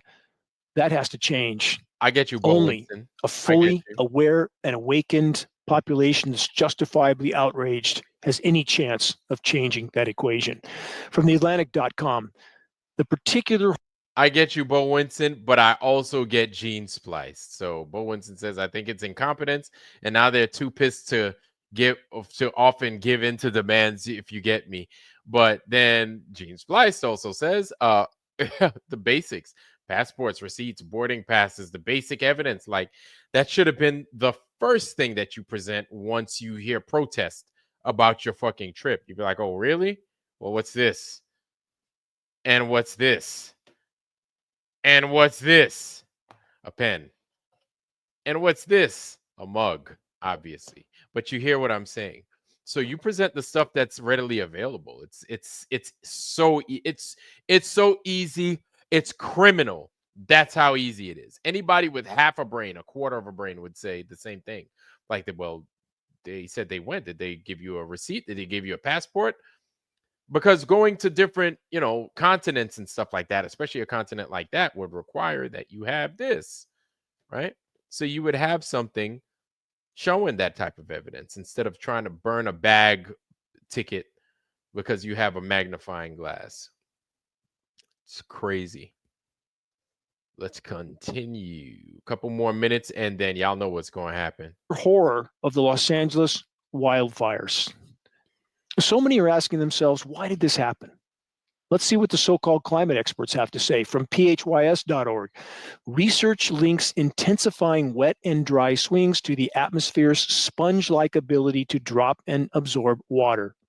Here's the overall summary statement from this report that blames the atmosphere for the climate chaos that's wreaking havoc all over the world. Here it is.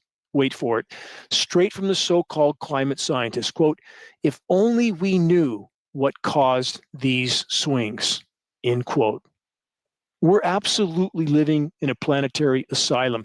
From the, quote, safe and effective mantra to the, if only we knew what caused these weather swings bit. Total betrayal from the so-called experts that we are trained, taught, and programmed from birth to blindly trust. Time to wake up. So about the fire apocalypses that shouldn't be, the Paradise, California, Lahaina, Hawaii, and now the LA kind. From AP News, it's not really the typical time for nasty California fires. What changed? That's a bit of a soft word for this type of apocalypse, isn't it? So what did change that?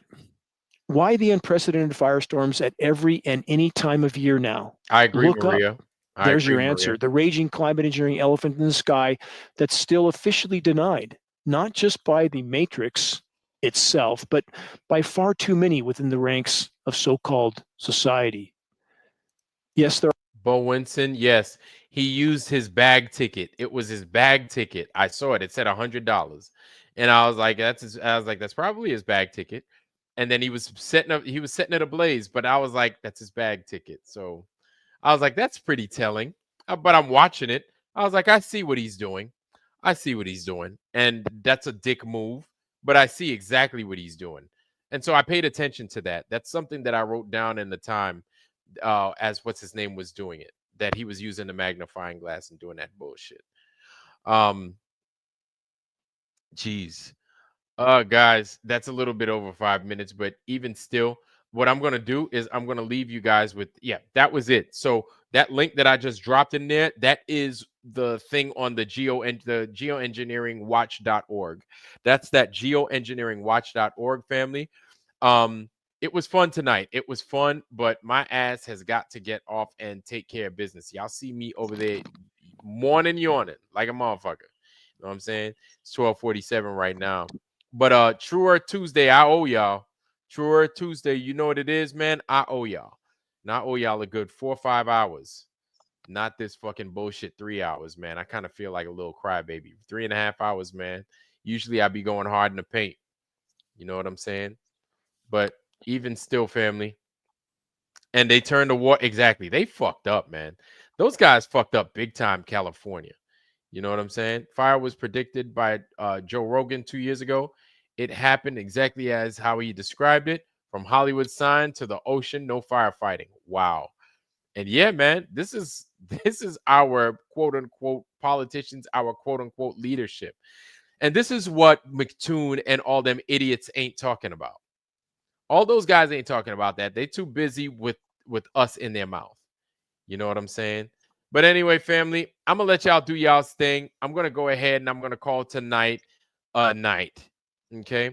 Even still, that is it right there. Maria Walker also dropped that link. Maria Walker, I appreciate you, sis. Love you very much, sis. Thank you so much. And I love you back, Ryan. All right, you guys take care.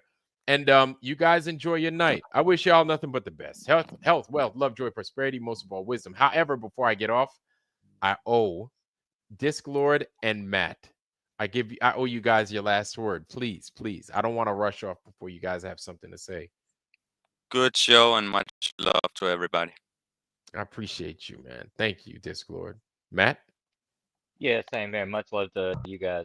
Glad keep doing what you do, brother. Appreciate you. I appreciate you, man. And I appreciate that toad in the background that's croaking over there. You know what I'm saying, Matt? It sounds crazy, but I appreciate you guys, man. Disc Lord, thank you for being on here. Matt, thank you for being on here. And Lowry, thank you for being on here. And Nico, thank you for being on here. I appreciate y'all. Thank y'all for joining us tonight. It's north or bust, okay? It's either we go north or we don't do nothing at all. Let's pay that place some attention. Let's get ready. Let's head north. Let's give it the love it deserves. And let's tear this thing up, man. Let's bust the gates wide open. Get some education out this motherfucker, man. Let's not let these guys limit how we learn this fucking world. Anyway, family, that's all I got. I wish you guys nothing but the best. Health, wealth, love, joy, prosperity. Most of all, wisdom. Please be sure to join us on True Earth Tuesday and the other stuff that might as well be happening between here and there. And I'll probably be on somebody's show cutting it up. Either way, family, you guys have a good night. Be safe. Stay warm. Love one another, for sure, for sure. I didn't know what that fucking ended with. Anyway, y'all know what it is. Do something right. Do something good. Keep an eye out for the people, man. For the people that is on your side. Keep an eye out for them. Anyway, family, that's all I got, man. That's it. That's a night. Peace, y'all. Love y'all. Peace.